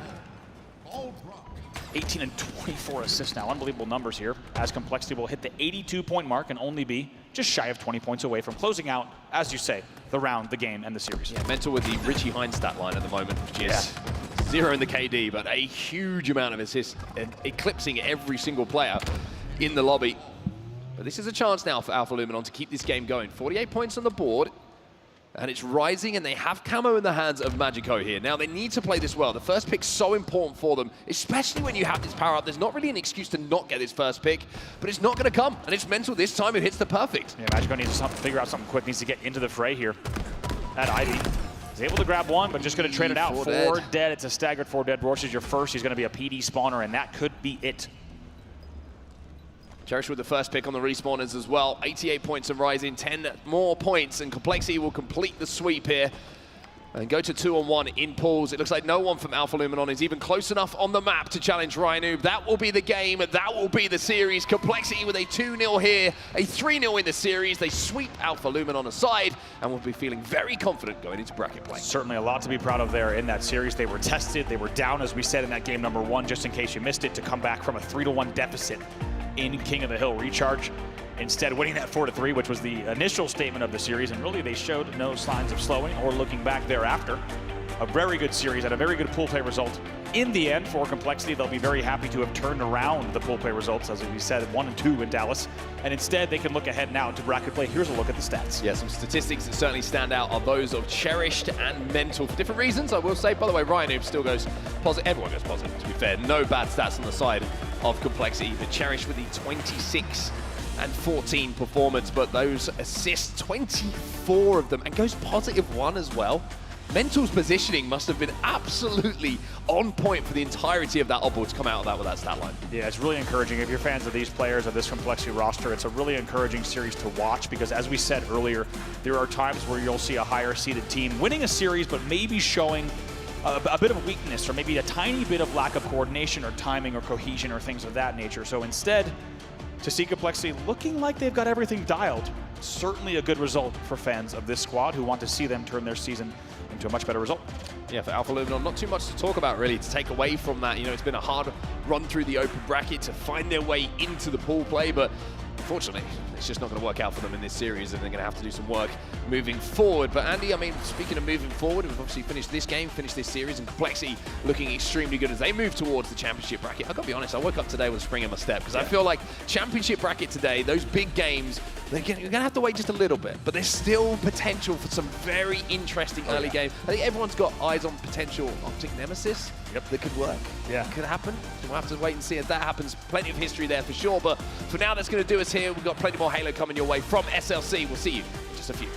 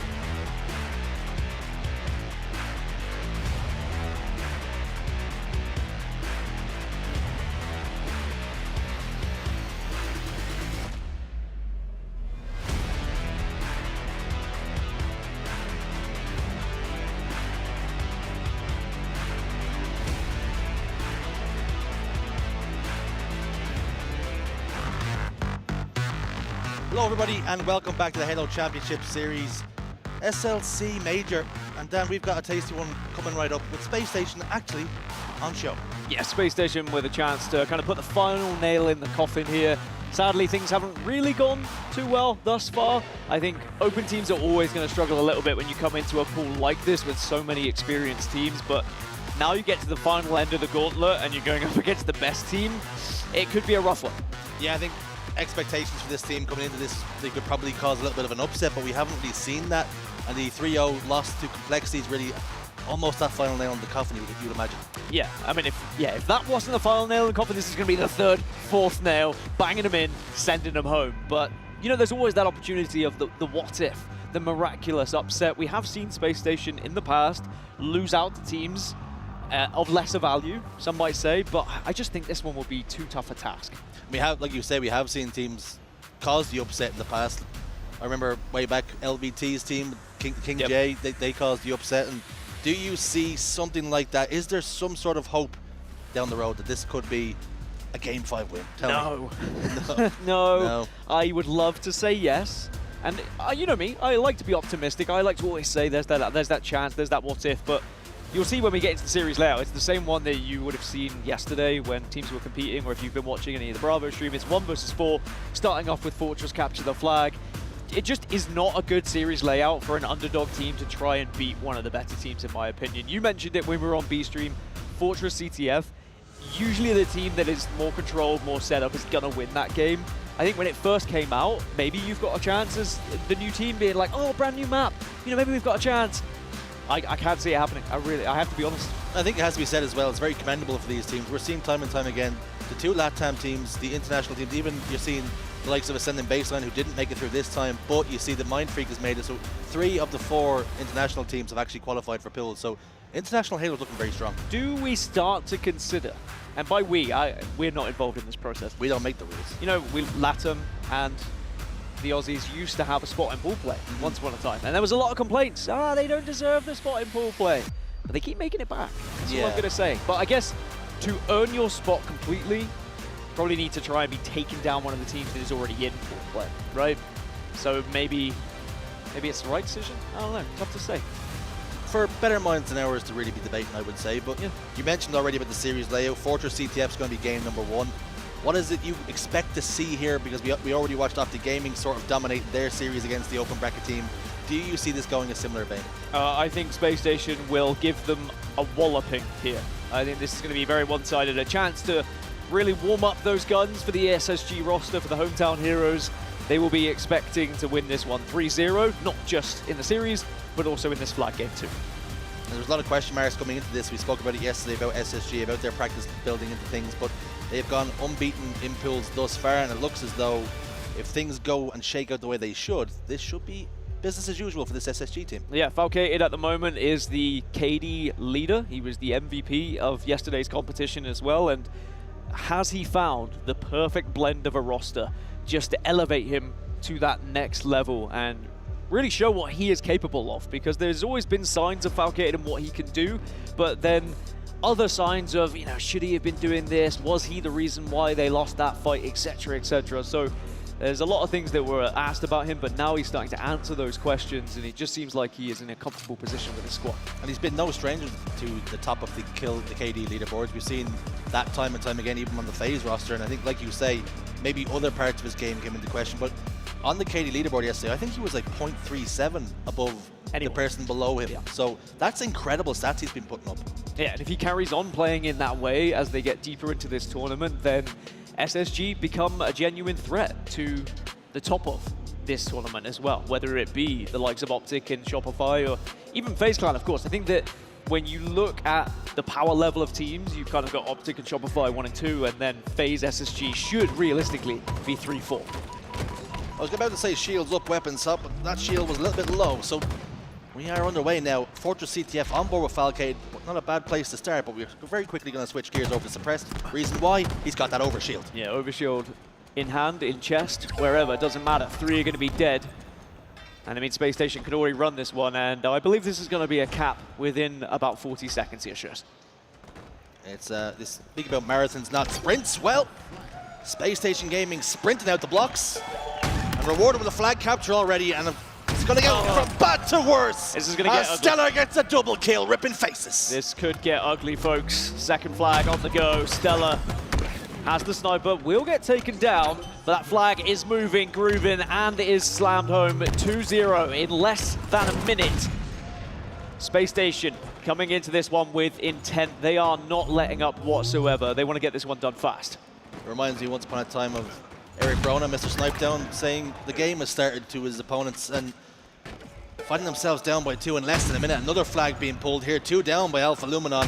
Another face being ripped by Falcade. This game's over almost before it even began. This game, as long as that flag starts running, is going to be over, but I think maybe they've done enough. They have just to stop that one. You can tell SSG wanted to keep it going. Eco says, actually, I'll have a go as well. They'll never expect it. They would have never done that against another team, by the way. After the second person dies, SSG would have just let that flag go, but they were keen on trying to maybe set some records here for the fastest flag game. We did see some very quick ones yesterday, actually, here on Fortress CTF, and we were joking about we're going to have to start timing them. Space Station now off the back of losing that map control will go 4 dead, so Alpha Luminon will have the opportunity to at least start to gain a little bit of map here and maybe push for a flag of their own. Perhaps just starting to find their footing. The overshield will definitely help things, but as I say that, he does go down. Eco's got a double kill. Did the overshield get popped, or is it still down in bottom middle? The answer is, there it is, right in front of us. That means Lure can get himself a pretty routine kill. A couple kills go in their favor as well. Space Station down by 2. The remaining 2 are in the base, so this should be some late aggression onto the base now. But these 2 members start to delay. That will mean that the teammates can spawn back up. So again, another round of slays required before Alpha Luminon can pull this flag, and those slays have come their way. Suppress is going to be a little bit of a nuisance, gets 1. But is ultimately taken down, and that's good from Suppress, prioritizing getting the flag kill. Yeah, recognizing that if he can stop that flag, it gives the spawners a chance to take the fight. Just gives them the extra few seconds, and it has done exactly that. The flag has not been able to move as far as they would have liked, but now it is being transitioned again. But there are members of SSG on the map, and there is a sniper rifle available. Strikey's going to be grabbing this one.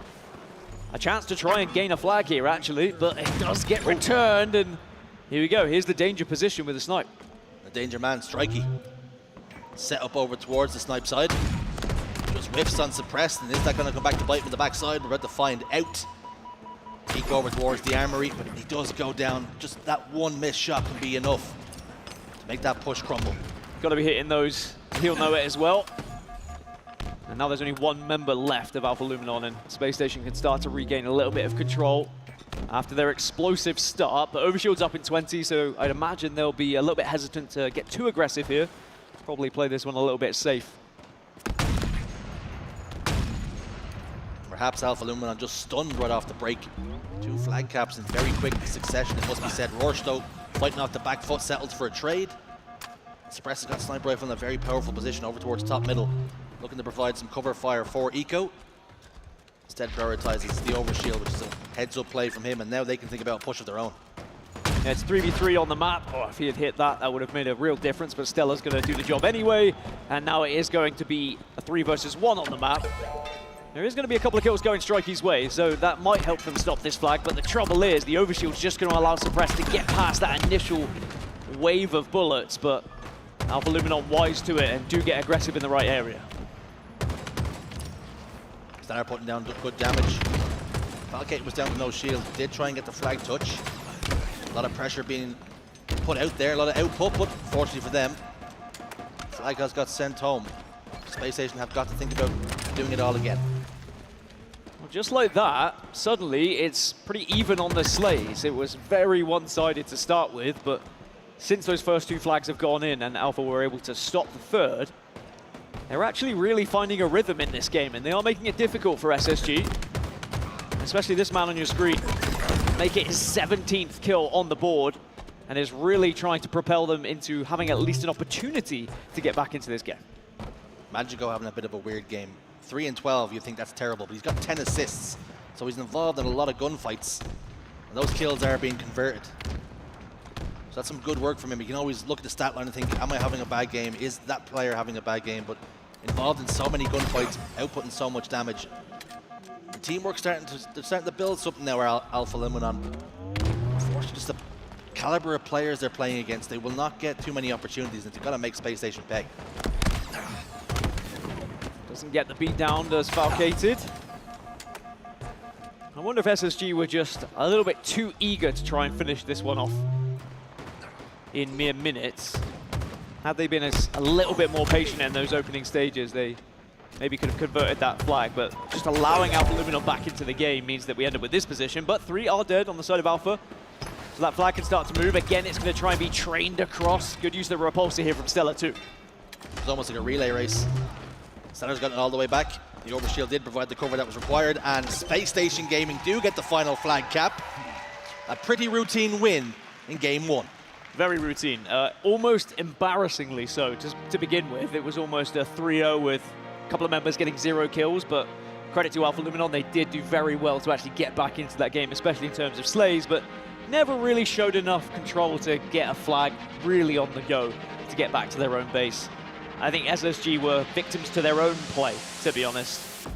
Had they played that one a little bit slower at the start, I think the game would have looked a little bit different on the Slayer front. But all that matters is, 1-8-3-0, they find themselves 1-up here in the series, and they're looking pretty comfortable.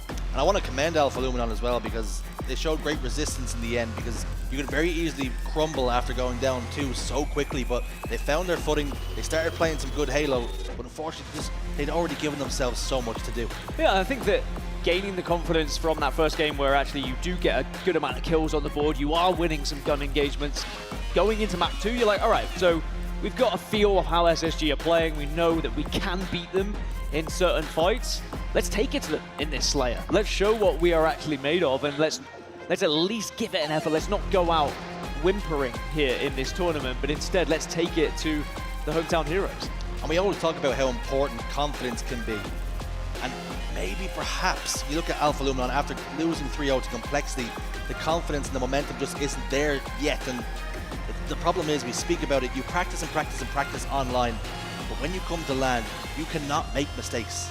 Because when you do against the biggest and the best, they'll punish you. Yeah, sadly, if you're losing out to Complexity and Omit, and then you have to run into SSG, it just goes, honestly, it's progressively worse and progressively harder. We often speak about, when you come into these pools, who would you rather play first, who would you rather play last? I would have preferred to flip it around. I think if I was Alpha Luminon here, I would have wanted to get SSG out the way. The reverse Mortal Kombat ladder is what exactly. you're looking for. Then have a I'll fight Goro first. Yes, but let him absolutely batter me first. Then I'll go into the second game against Complexity, give that a good effort, start to get a few jabs in, and then you go into the series against Omit, who in theory should be the most vulnerable. Well, if you think about maybe a boxer going in against 3 fights in one night, you're coming into that third match pretty battered and bruised by the time you do meet Omit, but unfortunately they find themselves now up against Space Station. And you speak about game 2, Street Slayer. Tell me something that Alpha Luminon can build on. They were doing well in their gut engagements. That's something that's important. I mean, genuinely, I troll, but they genuinely can build off the fact they were winning a few 1v1s and they are shooting straight. I think, had you asked me that question and it had been a 3-0 in 2 minutes, which was very close to, I would have said, well, this is going to be a whitewash, this is probably going to be a steak dinner, but actually, I think they have a real chance of getting a map on the board now, just from watching how they were playing. I mean, we know these guys are good players, don't get me wrong. They're just not going to have the same kind of chemistry as SSG have to offer, but they've certainly demonstrated that they can win these 1v1s, so we'll see what they can do here in a Slayer. See a lot of fist bumps, and more importantly, we see some smiles on their faces as well, so they're still enjoying themselves. And shout out Monza, the coach from behind, made the trip all the way from Australia, so a long old flight to come back and come and coach some boys. Hey, it's not every day you get to be on the main stage, especially 3 times in a row. Sometimes it's going to be a bit daunting. You know, you get out of the open bracket and they say, all right, tomorrow you're on the main stage 3 in a row. Good luck. And we've seen you get excited. You get excited as well. We've seen many a full victim to the 0-3, 0-3, 0-3. And you've got to come into it expecting that to be a real possibility. So it's about what you take away from this. A, you are going to be the highlight. You're going to be on the main stage. You've got a chance to hit that clip, be able to put it on your socials, but also you're playing against some of the best teams in the world. You can learn a lot from it. I think that's almost the point, isn't it? You can be on the main stage and get the clips, or you can be getting clipped. And right now, that's exactly what we're seeing. Space Station Gaming making light work of them in game 1, but all of a sudden, Roche picks up a double kill, 4 dead for Space Station. A very good start for Luminon. Roche has been great. Yeah, he's been the shining star for them, certainly in that first match, kept them in it. Well, those kind of gunfights, I mean, if Eco's doing that, having a little jig and being able to take you down that comfortably, you're going to be worried. Speaking of worried, I would be very if I was staring at Stellar's guns. There's Strikey though, camouflage, something to build on then. Stalker rifle as well, he can output a lot of damage, also whilst not being seen. Great trigger discipline, gets the kill, recognizes no one else is around him, so he can get that woman out. Being revealed. Now he can start to just push this back tower now. I like this route. Minding his P's and Q's, he goes down to no shields. It should be an easy double kill. Didn't need to get the double in the end, his teammate was there. Suppress could be about to fall victim. Settled for a trade. 4 dead again for Space Station. Yeah, this is good. Take it to them. Don't be scared of what's in front of you here.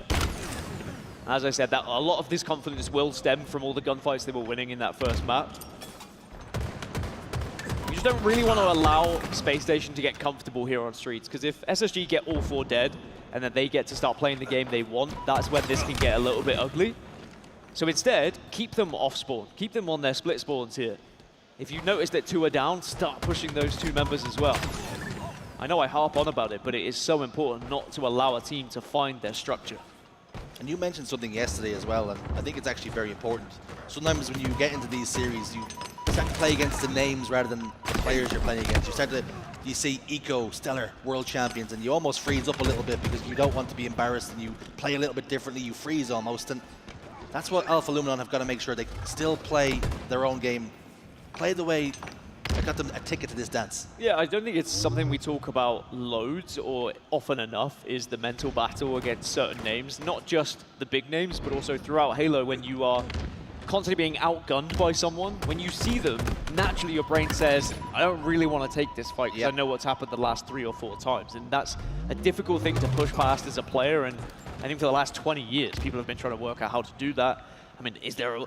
Turn player names off. Well, I've spoken about that. You know, do you turn player names off? It becomes like harder to call out then. Is there a way you could add an anonymous mode, but also, or get a grip is also what, that's what Wes would tell me. He'd say, get a grip and just lock in. Right now, this game's pretty close. Both teams locked in.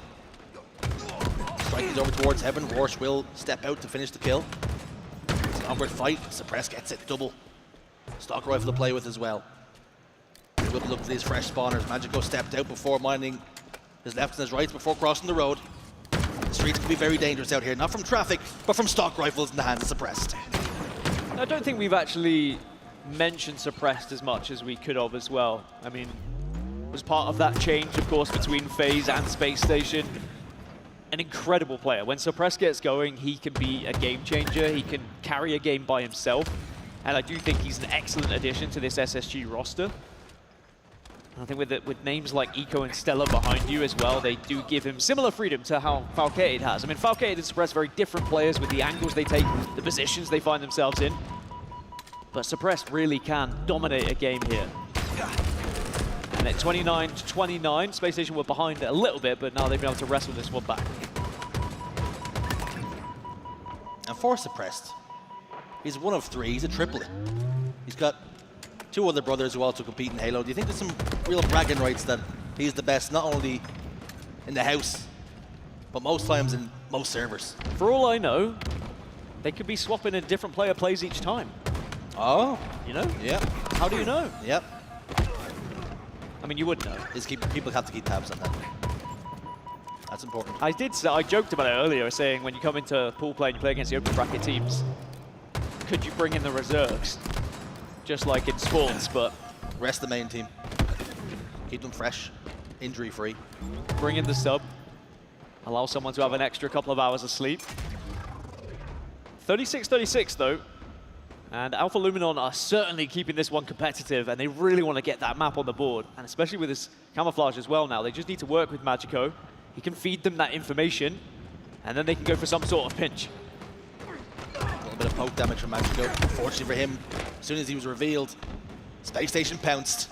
That camouflage not able to do much. I'd be annoyed there if I was Magico and I'm the camo player. I'm going through middle and my teammate just starts stomping through and makes noise and shows where you are, because that's not what you want to achieve. You want to be sneaky with the camo. You want to get into a position. You feed the information. You do damage from behind, and then everyone else joins you, rather than just trying to brute force it through the middle. Not capitalizing on the advantage they did have. Suppress gets another kill, but we are still very tight, neck and neck, heading towards the end game. It was a 1v1 on the map for a short while, but both players A lot of distance between the two. Now both teams back to a full complement of players. So, there's Luminon making this PD route. Perhaps one over towards the Pink Street, you can see over towards Cafe. A couple of kills do go in favor of Space Station. That means they have a 1-kill lead and Camouflage about to pop up. Yeah, this one's tight. I think that this is where the heart starts to race a little bit for the Alpha Luminon players. They are close to taking a map off of Space Station, but as I say that, a couple of kills make it 3 kills going in the way of Space Station. 46 to 44, 4 away now. Make it 3 for SSG for trying to close out this second map. Eco's being hassled, he's been harried. Standard's got Camouflage. So between the two of them, they have got some power weapons on the map. Stalker Rifle and Camo. Eco's gonna fall, but not before getting 1. Space Station required just 1 more kill then to double their series advantage, and Rorsch could be the latest victim if they don't clear their corners here. Here goes Stellar, in for the fight, Rorsch goes down. Space Station do claim victory in game 2. And it certainly wasn't a dominant victory, only by the 4 kills in the end, but it was a professional one. They went behind a little bit, they allowed Alpha Luminon to have their fun, have a little lead, have their moment on the main stage. Then SSG, they knuckled down when they needed to. It just showed great professional ability there to close that one out. As soon as it did get close, SSG very much changed the way they were playing that game. They were kind of free roaming for a short while. And I'm not to say they are underestimating their opposition, but they certainly recognize who they are going up against and that they are the superior team. But when it was a little bit close, they started to say, all right, I think we need to stay a little bit closer to each other, hold hands a little bit more, get these trades, and perhaps give the respect to the other team. And now Space Station will find themselves just 1 map away from not only 3-0 in this series, but of course it will be 3-0 in the pools and topping their group. Taking a look at the stats, you can see Lure 15, 10 and 5, a good performance from him. We already spoke about Rorsch, how he was the shining light in parts of the game as well. But looking on the other side, Suppress 15, 12 and 5. And Falcade actually with 12, 11 and 11, so not his usual damage output in terms of slays, but a successful result in the end. Game 3 is going to be Live Fire King of the Hill, Dan. And that typically goes the way of the higher seed as well. Yeah, I think that was the chance, that previous game for Alpha Luminon. I think that going to Live Fire the King of the Hill, it's a very structured game. It's a chance to set up each time. Again, if SSG take the lead here, this could be a 4-0. Maybe there's a chance that Alpha Luminon, have a great starting strategy. We spoke about this yesterday. A lot of these teams that are maybe newly formed or a team that is not as well practiced, one of the things they usually lock down first is starting strategy, so sometimes you can surprise some of these squads. Maybe they get a good starting strategy, get this first hill, perhaps then there's a chance. Well, you always talk about starting strategies, particularly with Live Fire King of the Hill, is do you head towards green and try and get that guaranteed time, or do you set up the camouflage about to pop up? And it's always that dance that you have to play around with. And if you go for the hill, do you leave yourself too much to do if the camouflage player comes at you? And it's always that gamble. The age-old question. Ever since this map mode combination was introduced, I think that people were trying to debate that and which one is better. Do we have the answer yet? I don't think we do, because we've seen teams benefit from doing both strategies. Some teams have been able to really lock down that first hill, find the camouflage. I think that's the key thing, is trying to find where the camo is. If you're very good at sniffing them out, which some players seem to have a sixth sense when it comes to finding that camouflage, then great, just allow the other team to have it. But if you do struggle with finding it, then yeah, I'd probably try and at least put one player to compete with it. Now with Space Station and the way these pools have gone, have you been impressed by their performances? Do you think you've seen enough where they will be a problem, they'll be pushing towards Championship Sunday? Yes, I think they are going to be a problem. I think that their performance against Complexity in particular was an impressive one. I want to see them against a Nemesis or a FaZe to really say where quite are they. I do think they're in that top 4 bracket at the moment, right? The FaZe, Nemesis, and SSG. I think they're all there or thereabouts around. And I kind of think Complexity are still close to that. I think in another series, Complexity might be able to still have a better chance at taking down SSG. But right now, for me, it's still FaZe, SSG, and then maybe Nemesis just behind, depending on how they play today. We did have the player cams there, but for a brief moment, we've seen Elamite in the background of the SSG boys, and I think he's using an Etch-a-Sketch to coach that. Is he really? I don't know, it looks like that's what it looks like to me. That would be difficult to do, wouldn't it? But also very impressive. Very impressive. Have you ever done an Etch-a-Sketch? No, not in a long time. Some people are very talented with those things. Anyway, game's underway, and it's the last chance then for Alpha Luminon to try and find something here, not just in this series, but in this tournament as a whole. Because if they lose this one, they are out, and they will be going home Whereas SSG, if they win this one, they will be topping their group, which would have been the expectation coming into this tournament. Two very different outcomes here. Different goals, different ambitions. Spacestation wanting to win tournaments, and for Alpha Luminon right now, it's just about surviving in this tournament. That's a camouflage now for Eco. And as they move over towards green, they've not only got the camouflage, but they've got full map control as well. Yeah, so you know we were saying, do you go for camo, do you go for hill? How about both? Why not both? It works out if you can play it that way, and they have the sniper rifle. They have literally all of the goodies. It's just greedy is what it is. Honestly, give Alpha Luminon something. Share the power. Only Rorsch has got a kill so far. Make it 2. Again, he has been the player for me that has made the difference on this roster, that has kept them in it, certainly in that first map. It was looking like it was going to be embarrassing. At the moment, though, Stellar is just on the hunt. You can see he was a little bit uncomfortable. He didn't know where to look. Trying to get information for his team, trying to find a shot before dead for Spacestation. So Alpha Luminon now, they can set up of their own. Lure with the sniper rifle, misses with the first. Falcate is trying to head him off with the pass. Gonna run into a couple of grenades. He goes down, double kill for Lure. Starting to cook now. Starting to make real progress on this hill as well. 3 dead again for Spacestation. This is much better from Alpha Luminon. Yeah, Luminon did really well initially of avoiding Stella's sniper rifle. They purposely took angles where it was going to be a difficult kill, and like you said, Stella looked a little bit lost trying to find them.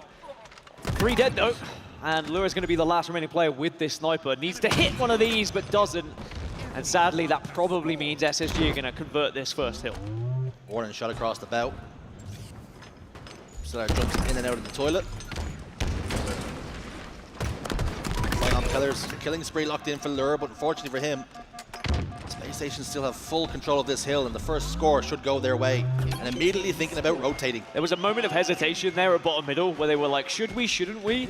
And they waited too long, but then one of them committed and said, no, we need to get the hill, and then just got absolutely blasted by grenades. That decision needs to be made quicker, of just either commit or don't. There can't be hesitation where you then go to commit because you're just too vulnerable and too easy to take down because Spacestation already had eyes on it. Not only that, the decision is, okay, stick or twist, but the problem is if one person goes and nobody else does, you've done neither really. So that's where you set yourself up for success. If you're gonna go together, fall together. Making moves out of desperation more than anything else right now.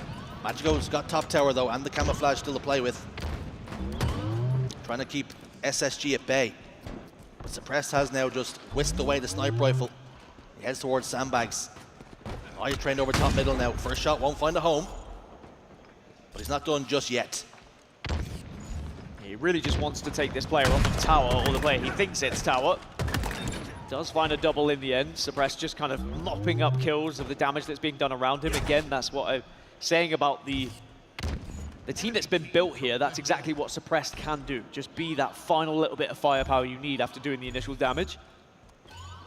And now he's in prime position to protect this hill whilst Eco is going on a madness apparently on the other side of the map. Picks up 2. And it's because Eco's got this good angle as well. Like, this is perfect because they can watch sandbags from various places and they can force Alpha Luminon to make an awkward rotation down through the bottom. You essentially force them bottom middle or out by the power up, and they go power up side. Suppress has got the sniper rifle, so their only real avenue is going bottom middle where you're susceptible to grenades. Eco holding down green, it means they have to go and pass through a crossfire. He is essentially the first line of defense, and they've finally dealt with him. But they haven't dealt with Suppress just yet. Really trying to go with a flick of a wrist, or a flick of a thumb, should I say, but not able to hit either of those. Those would have been the game-changing shots to try and make this 2-0 for Spacestation, but it looks like now Alpha Luminon have a real opportunity, but Eco hits the jump, Eco hits the shots, and now the nades to follow up. He's well aware of a player just going to be arriving, but he does get tagged by his own teammate. Lure will step up into the waiting gun, Spacestation Gaming. And Spacestation do get their second point on the board, and good work from Alpha Luminon in patches, but how many times do we see this? The underdog does put in some good work, but just can't put the finishing touches on the objective. 2-0, much to the approval of the crowd in-house here, and I do want to give a shout out to the crowd. We had so many people here yesterday on a Friday. I would say more than we've ever seen on a Friday, and lots of bums in seats for the early games on Saturday as well. So thank you everyone who's shown your support for this SSG roster, and of course for the HCS. That's now 2-0 for the SSG, but Alpha Luminon again have showed early presence in this hill. They've done this time and time again, but can they hold this one? We've seen them get to this point. They struggle to hold. Magico, though, putting in some really good work there on the scoreboard. Suppress and Eco, they fall. Falcate is top middle. This could be Alpha Luminon's response then. This is how they're starting to react. Fighting their foot once again.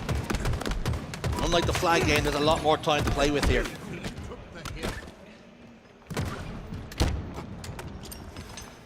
Well, they've done all the hard work of Alpha Luminon. They've got it close to being captured. But now they just need to break once. But sometimes that is even harder than getting the majority of the hill. There is that point, isn't it, when you have it so close that you almost just keep pushing forward. What can go wrong? Oh! Scheiße. Suppress can go wrong. Magico, last man alive, over towards green then. And Suppress is on the hunt. He wants that +1. Magico made himself a very difficult kill, but he was killed nonetheless. And all of a sudden, all that good work once more. Space Station have almost completely undone. You think you have time in King of the Hill. You really do not. You cannot afford to make mistakes. Lure falls top middle. Strikey almost the victim of Suppressed as well. They're trying to make this break. Space Station almost there. But Alpha Luminon do step in. Stellar's on scoreboard. He goes down. The score is now 2-1. And they'll be happy that they get rewarded for their early presence in that hill, and they keep this game alive. They keep their tournament hopes alive as well, albeit now very slim. But you've got to play until the final whistle comes through. No, I mean, yeah, it could be a whistle. By the way, side note, just saw Penguin's dad. Oh. Just celebrities walking around everywhere. Lovely, man.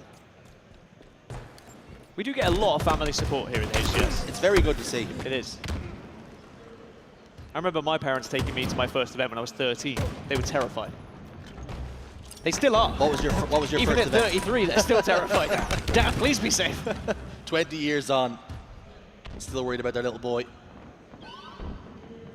And Suppressed, having a big game. 20 kills, 4 and 12. He's been a presence, an ever-presence. Formidable at times. That's what I like, though, about Suppressed and Falcated, is they kind of can flip-flap between each other. Flip-flop or flip-flap, doesn't matter. Falcated with 12 assists. He's been enabling Suppressed. And you always know Eco and Stella are going to do exactly the same thing. What we spoke about yesterday, King Nick and Ryan knew, but it's very much, there are duos that you work with, and you hope that you can find a second duo that can really push you over to success, and perhaps that's what they're looking for here. Last event, Falcated and Suppressed, they were in grand finals. They've moved roster. They think this is the team that can help them lift the trophy. That's what everyone's searching for, a way to beat Optic Gaming, which sounds a little bit different if you watched the HCS last year. We saw for quite some time Optic Gaming second, but now it's Optic Gaming first. And they are the team to beat that everyone wants to shut down at this event. By the way, SSG so close to getting this third point on the board.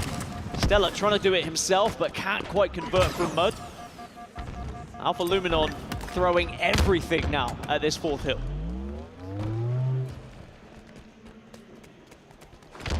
In-step Space Station, almost completely uncontested. That was strange. 3-1 then. Not a lot of resistance. Magico and Strikey do combine to get a couple of kills. 3 go down for Space Station, but that was a gamble that was worth it. They stepped inside the hill, they get the point. They just sent pure numbers at it. 3-1 the score. Yeah, I don't know if Alpha Luminon just lost SSG members or what, but I feel like you have to try and compete there, because you look at the clock, 1 minute 24, and then you're going top middle, which can sometimes be one of the longer hills. Even if you do convert this one, you are going against time, but SSG take down all 4 members of Alpha for a short while. And now they've got control of the hill, and I think this is the beginning of the end here for this series. We spoke about nails and coffins. We're getting very close. Unless Alpha and Luminon have a little bit of magic left. They have a Magico. But right now, they are in big trouble. Suppressed almost gets the kill in that 1v1, but gets shut down. 3 down once more for Space Station. Eco staying alive, back tower, using the repulsor to get himself top tower, changing the angle, changing the trajectory. Now bottom tower. Shoots the nades. Great heads up play by Eco. All 4 dead again for Alpha Luminon, and I wonder whether that is going to be it. Off spawn, they have to now start hurtling themselves towards the top middle hill, but I think SSG are aware of the spawns there. Someone's called it, because you can see where the nades were heading. And this is going to be a last-ditch effort to try and survive. Lures inside the hill, Strikey dives forward, but had no information. Trying to work it out when he got there. And unfortunately, he got there a little bit too late, as Spacestation Gaming put their final point on the board. Their final map in this series, a clean sweep against Alpha Luminon. It's been a very impressive pool play stage for Spacestation Gaming. There were some questions. How would they perform when they get to this event? They've answered every question that's come at them so far, but now they move into the championship bracket. They will be in the winner's bracket, that is worth being stated here.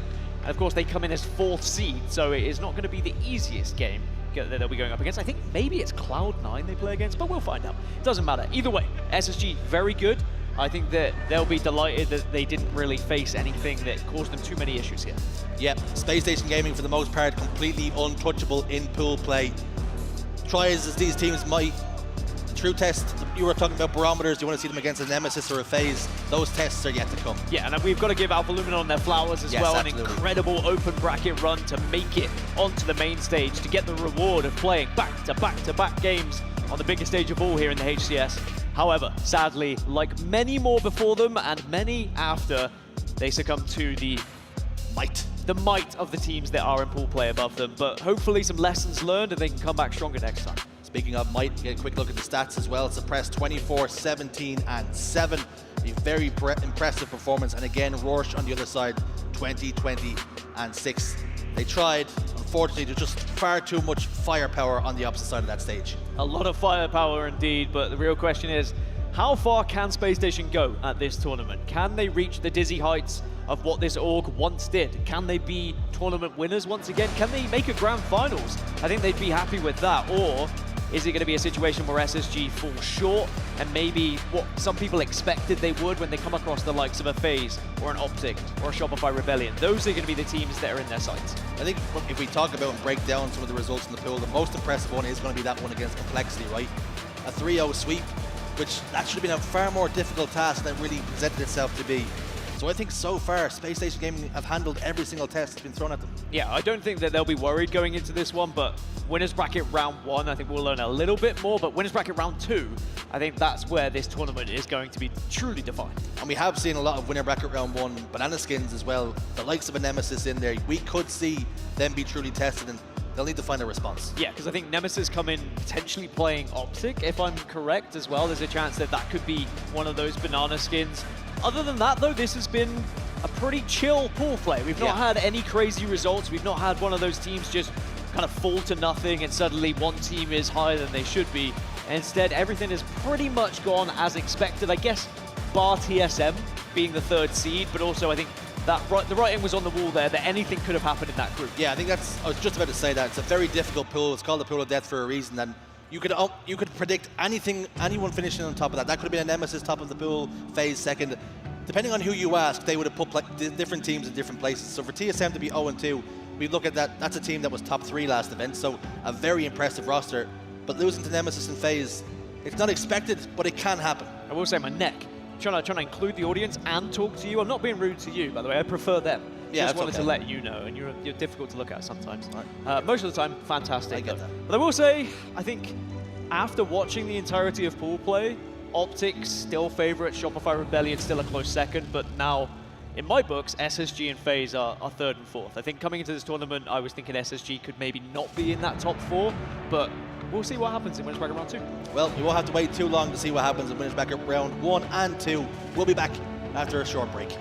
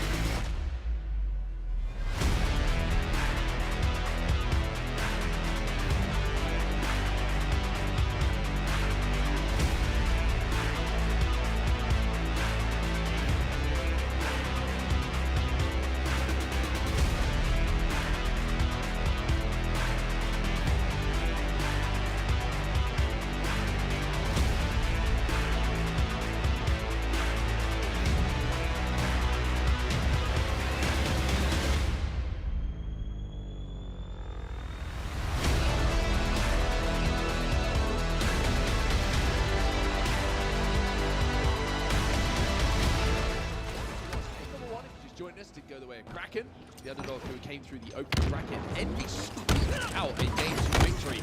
But it felt like Kraken might steal that one away. Andy Didinsky, aka Bravo, alongside myself. On set to talk you through this game number 3, and we've got a bit of Streets Oddball to bring. Also want to welcome everyone in from the mainstream here, as you're being able to tune into this from, as we said, many different streams and many different places within the venue. Want to welcome you to catch this matchup. It's already been a fantastic one, and one that has quite a lot of potential, and you can tell based on the 1-to-1 scoreline right here. Good damage from Oddball on the spawn is trying to push down that pink street. Now returns to the Oddball. He's taking the walk ball middle, end up with the trade himself. 3v3 on the map as the scrap around that Oddball continues. CC gets a little bit caught out of position there and will go down, as will 3 members of Kraken. So Envy get the break, and Envy now grab that Oddball. First 9 points on the board for them, and Suspector just slow playing this. Not the first time we've seen him slow play, by the way. Very methodical player who's known to hide in the nooks and the crannies. He's found one here in PD and going to slow play this while he decides when he's going to fly out. Here he goes. Here's the move. Mentioned it was 3 dead. It did not clock where the last player alive was, and that is Suspector now by staying alive in PD. Snuck through, gets a kill, stops that Oddball being held, and 3 other members fall as well. It's a 1v1 at the moment. PD going to be the position for Precision. PD is going to be the position for his opponent. And Luny will come out on top of that one. Wins that one. As we said, it was a 1v1 in the back of the PD. Of course, opponents and teammates will be flying in and flooding in off of the spawn, but it's a big 1v1 that will allow them to continue controlling the back of A and also get a little bit more ball time on the board. They will take the lead. Oddball with the perfect to the feed as well. And now the camo coming up. That's going to be shrouded immediately, so Super CC will grab that one. Will he get away with it? That's the question. It looks like he's just about going to be able to. Doesn't want to fire as last alive, though. He wants to make the most of this life.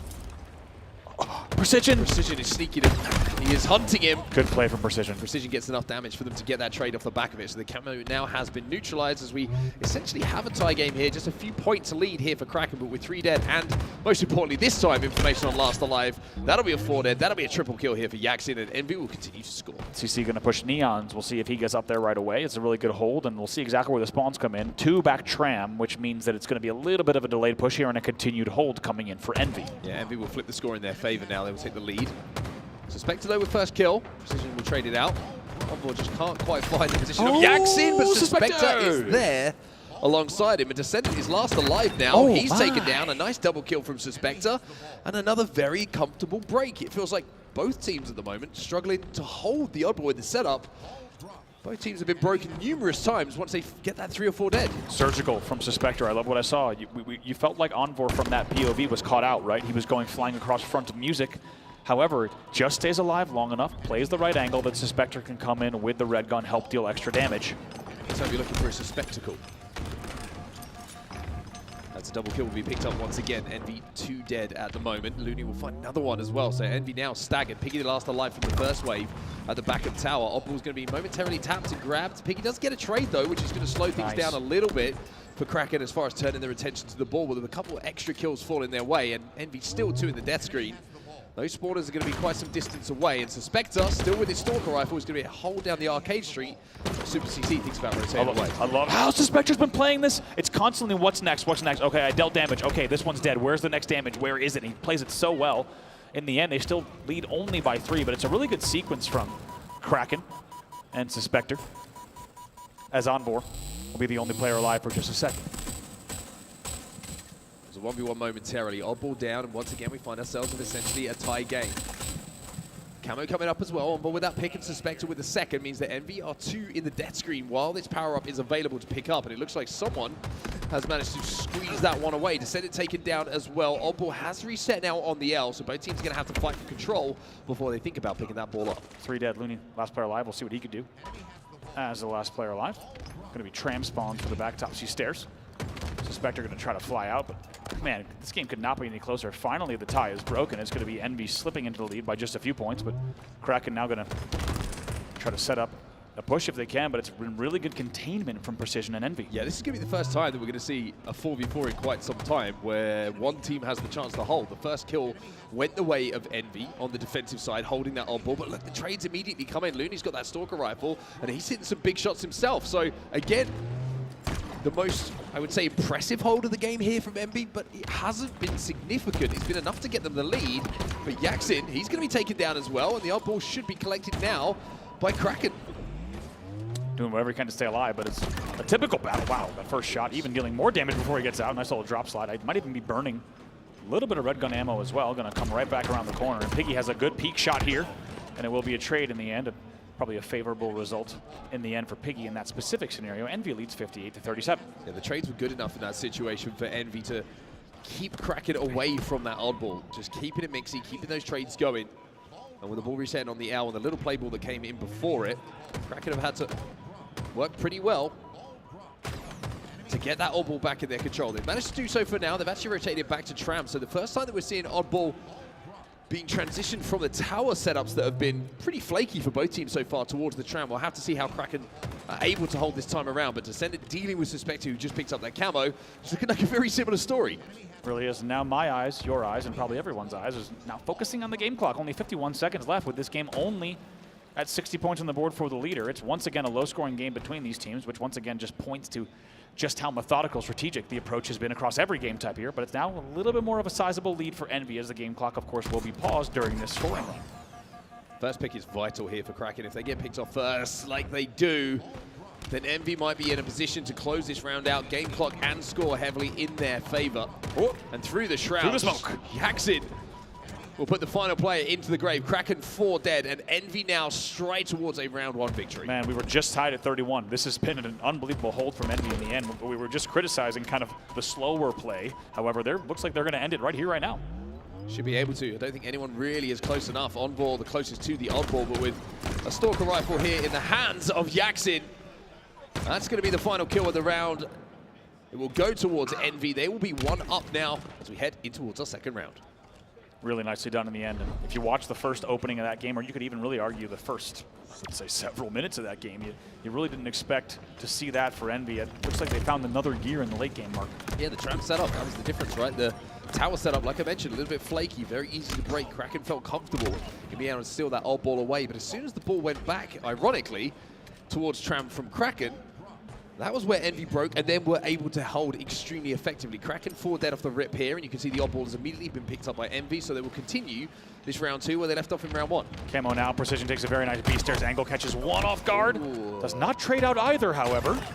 In the end, one of them will go, but it keeps things a little bit mixy. Beatdown comes in, and that'll be cleaned up. Once again, the importance of a beatdown when you've got no shields, very, very important. That was 3 dead. Last player alive is going to be Super CC. He's looking for somewhat of a play, and a spawn coming on that. He makes the play. Oh boy, this is big. Forgot about Yaxin, who's currently 19 and 11 in this game, and it might be 20 in a few seconds' time. He's going to have to settle for the assist this time around, but Suspector and Oddball still putting pressure on. Oddball now should be taken down, and I think they know where Suspector is inside of PD as well. But not that corner. He's the king of the corners, man. I'm telling you. King of the corners indeed. Suspector likes this spot in PD, likes to play this to be annoying, to be obnoxious, and it's worked out yet again. However, they do trail at this stage 36-1. Yeah, very strong start this second round here from Envy. It looks like maybe just blown the cobwebs to let game 1 off a little bit. Shaky game number 2, but closed it out, and now game 3 starting to just look a little bit like the Envy that we saw back in Dallas, where the teamwork is starting to look strong, the individual fights are going their way, and if they continue like this, then Kraken might be on the receiving end of a potential 2-1 series where they are chasing the game. Camo count up in 10 seconds. It's been interesting to watch Kraken because they've had a lot of moments of greatness. For example, keeping Lunia alive in the back of A, right, with that Neon's push, and they've found ways to really get under the skin of Envy on certain rotations, but it has not translated to the scoreboard. They trail still 59-1.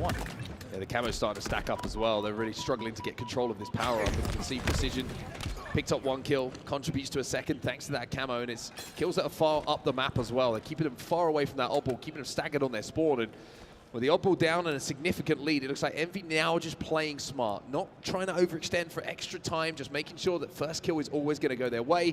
Descendant finds a double, and now Piggy turns his attention to that oddball. Sneaky corners. By the way, we got to talk about Yakety Yak, who's about to find another player off guard, and presumably some good shots here on Super CC. Even with the help coming in, he fight 2 players on his own. A lot of damage. He's 23 and 14, by the way, in this game. And you have to say, based on the scoreboard, he has been a huge part of this oddball game, without a doubt. So shout out to Piggy in this game. He's 14 and 13, but has 95 points of the total ball time that's been Massive. picked up by Envy. Yeah. So he really is doing everything you could ask of a player. If you're holding that oddball for that long and you're still positive, you're doing everything right. I mean, absolutely. And also Precision as well. It feels like we're just going down the list, but for good reason. Precision's 14 and 17 with 16 assists, double that of anyone else on the team. Next closest in the game is Super CC with 12, and he's eclipsing everyone else on his team, so that's how much damage is being put down by Precision. Super CC, though, now just trying to control Tram in that pink street. As Suspector has the ball in his hands. The first time we've seen Kraken now with a setup. But again, that Stalker Rifle just outputs so much damage so quickly. But the rest of Envy can start to swarm. 2 dead here for Kraken. Make that 3 dead. It's a double kill once again. This should be a triple kill. Suspector goes down. Yaxin getting loud. That's a trip for him. And a couple of extra love taps with that skull. A little bit of celebratory melees, we don't mind it. And he's earned it with that flank. Really good composure and also just even team composition on that push. You felt like even when a player thought they can get away with some extra shots on balcony, they were already getting flanked on back. Tram, Envy with 80 points on the board.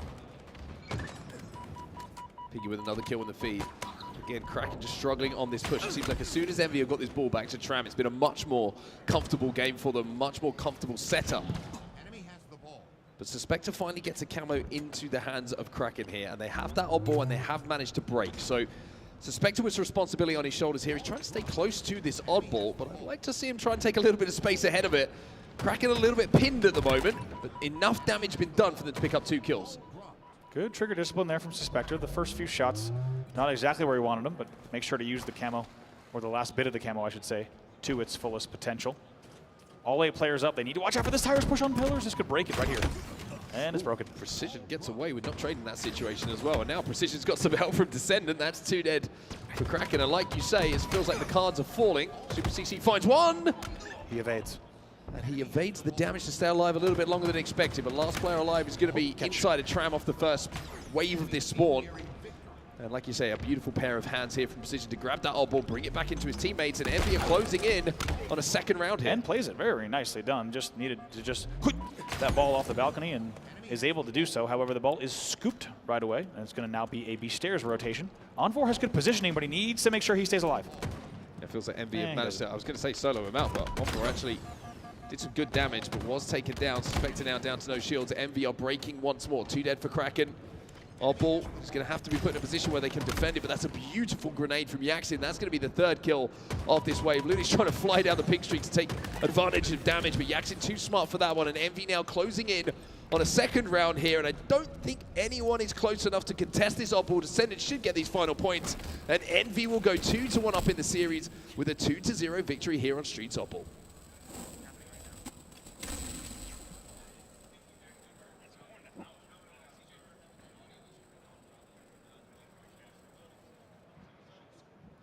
Just stopped.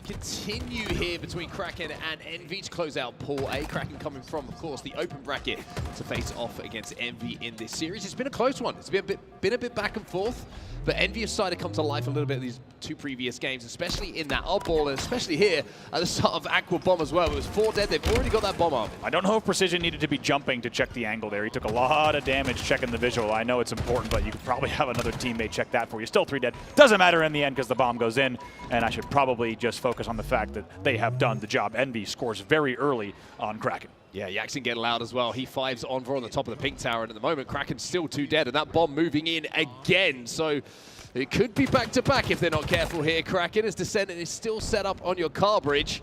Thinking about moving that bomb in again. Last 2 players from Kraken were overextended on the pink side. If kills go the way of Envy here, Descendant could think about starting an arm. He's going to start in D. He's getting ripped from top mid, though. That's the traditional angle that you can, if you have the timing and you're already up there, you do want to be fighting from those top mid angles to help your spawners be able to get a little bit of an angle, but he's going to continue arming. Yeah, Precision gets a kill. I think they're trying to bait these last 2 players in. Suspector is here. He's going to try and throw that bomb out. Will be able to do so. The fuse will slowly tick down, but with 3 dead, the toss, and the bomb thrown back up. Super CC is the only player who can stop this one. A well-placed grenade, though, from Descendant will add up to 5 in a row for Descendant. That's going to be a killing spree and a bomb arm, and within a few minutes, already Envy up by 2. This could be a very quick end of the series, and as you can tell by the score line of this overall series, it's been a close one with a well-fought battle, but this game could not only be an exception, but also the end. 2 more dead again for Kraken. I can't remember them in 4 alive after the first few seconds of this game. Camo going to be picked up. It looks like we will have an issue on our stage. So we will get back into it. Of course, station referees will be giving us an update on exactly what's going on, and we will update you when we're back in a few moments' time.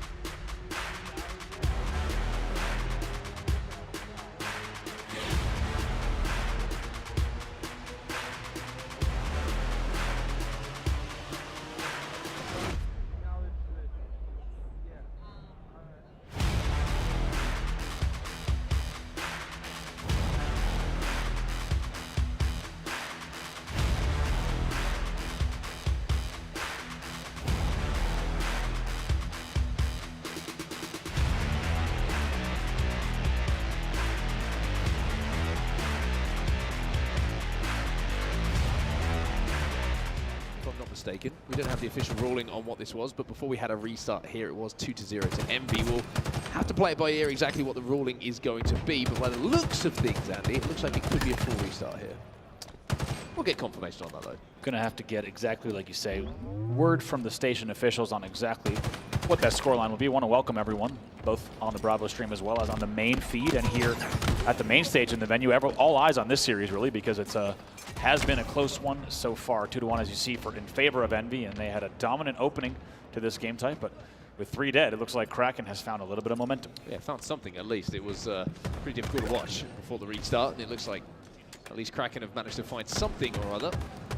Certainly a few kills going their way. The early camo was burned, but it's going to be Envy who keep the pressure up. You can see they've just wrapped that ball back towards the Kraken base. Even on board with Descendant here, he picks up a kill or two on this pink side, and there might be an opportunity for them to look for an early plant. Precision's got a 1v1 in the base for this plant. He wins the 1v1 as well. The rest of Envy will start to arrive very, very soon, but a few more kills have to be picked up here. See how this plays out. Going to be traded out, 3 dead. Looney was the last player alive, and looks like will be taken down. Here comes the Spectre flying in the back of the base as well. This is here, bomb armoring. Biggie finds another one. Yaxton's got that bomb in his hands, and that is going to be an arm very, very soon. Waiting, baiting. Two players are wrapping through the pink door, so Descendant's got some work to do alongside Yaxton here. Timing! It looks like Kraken will just about manage to slide in. Do you think and disperse that bomb from where it once was? Feels like maybe Yaxton delayed a little bit too long in that scenario. I think they, based on our top mid angle, which of course is a much more advantageous angle to be viewing it from, it looked like they maybe had the timing to continue the arm. They will get punished, but do want to give an update as well from the station referees on exactly what we're hearing. Is it sounds like it is a full restart confirmed, so the scoring that you're seeing on your scoreboard is correct. 3 dead for Kraken as the aggression continues, but it sounds like the reason we were at 2-0 was actually the issues that were happening in game were happening actively during those arms, which is why you saw such quick arms potentially. So we are here at a full restart 0-0. A bit of precision on our screens right now, which is always a lovely POV to be engrossed in, and that is exactly why. Switches to that battle rifle, hits the headshot onto Suspector to finish that kill that he started himself, and now with Descendant wrapping through that gen and the bomb already progressing towards the Kraken side of the base. This is looking like another opportunity. That's 3 dead. Suspector's only just come off spawn as well. He's trying to wrap through, but with a lot of support in the back of the base. Suspector will be traded out. Envy should be able to arm this one. Yes, they do indeed. That will be the first point on the board here for Envy. Early lead once again, probably not as fast as the original arm, as we mentioned in the initial start of this game, but it will still be a very quick one indeed. And as we know, these are coveted points on the board. You only need 3 to win the game, and in the end, Descendant will pick up another kill. It's 2 dead for Envy off the break, but as you say, 1-0, they take the lead yet again. Ooh, you heard the call out of the one shot above him, turned the attention towards that kill Suspector, and it just allowed the 2 players to double team him quick enough that he wasn't able to get either of them. And Envy now off the back of that kill, keep progressing that bomb. And that's something I really want to highlight here, Andy, is Envy being very, very quick once they've got an opportunity to move that bomb to the Kraken side of the map. It's really what separates, I would say, a good team from a great team on this game type is how in parallel, or I should say how much in parallel, are they moving that bomb as they're getting kills across the map. It really cannot be an afterthought. It has to actually be part of the active slaying and the movement across the map. We've seen too many times talented teams that are out slaying, but the bomb stays at the halfway mark. And you should never be asking, as your opponents are spawning, who's running bomb, right? That needs to be taken care of beforehand. Now look at this movement from Descendant, by the way, to escape and then come back and get the kill onto Oddball. Had no right to get out of that situation with 2 players hunting him down, let alone with his life. Even less so with a kill. Now he's taking this fight across map. That player is down to 0 shields, P2, and he'll be dealt with as well. So 2 dead here, and once again, that bomb is in the Kraken courtyard. And if this kill goes down, Descendant's going to immediately turn his attention towards it. Picky's got a 1v1 inside of that base. Super CC will be taken down thanks to a combination of players. Now, there are a couple of Kraken players who have managed to wrap back into the base, but Envy is starting to swarm here. Picks up 1, picks up 2. Very nicely done. Oddball, last player alive. Descendant going to think about starting this. Nade's coming in. They're pretty good. Has to wait and dodge. Here comes Super CC, but with a green gun around the corner, this should be quick work as well. Yes. 3 still dead. This is going to be another arm for Envy. This is going to be 2-0, and even after the restart, the pattern continues the same way. They're going to be up by 2 now, 1 bomb away from closing out the game and series.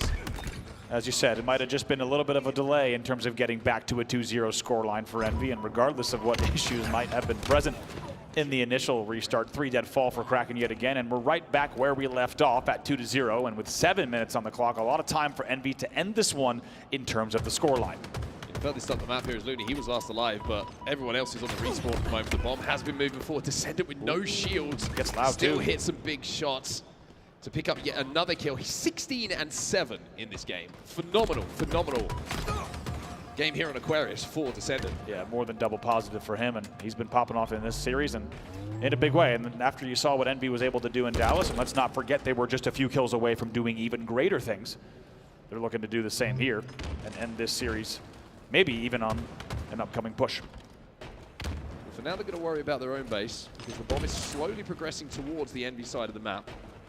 As Kraken are looking for some kills, but Envy have wrapped all the way through top middle towards the car side to flank behind those players. Now Descendant, speaking of flanks, combines with precision, and as both players turn their attention away from the player in front of them, the back smacks come in. Another kill for Descendant as well, and that bomb is now being desperately thrown out by the remaining Kraken players, and Super CC is that player who at least creates somewhat of a semblance of separation. Beautiful teamwork there. It's one thing to get team shot. It's another to get team shot while another player is plasma pistoling you. You start to evaporate even faster. That's what we just saw. Very nice work there with the angles into the util. However, 3 will fall for Envy. The Kraken do fight out of it.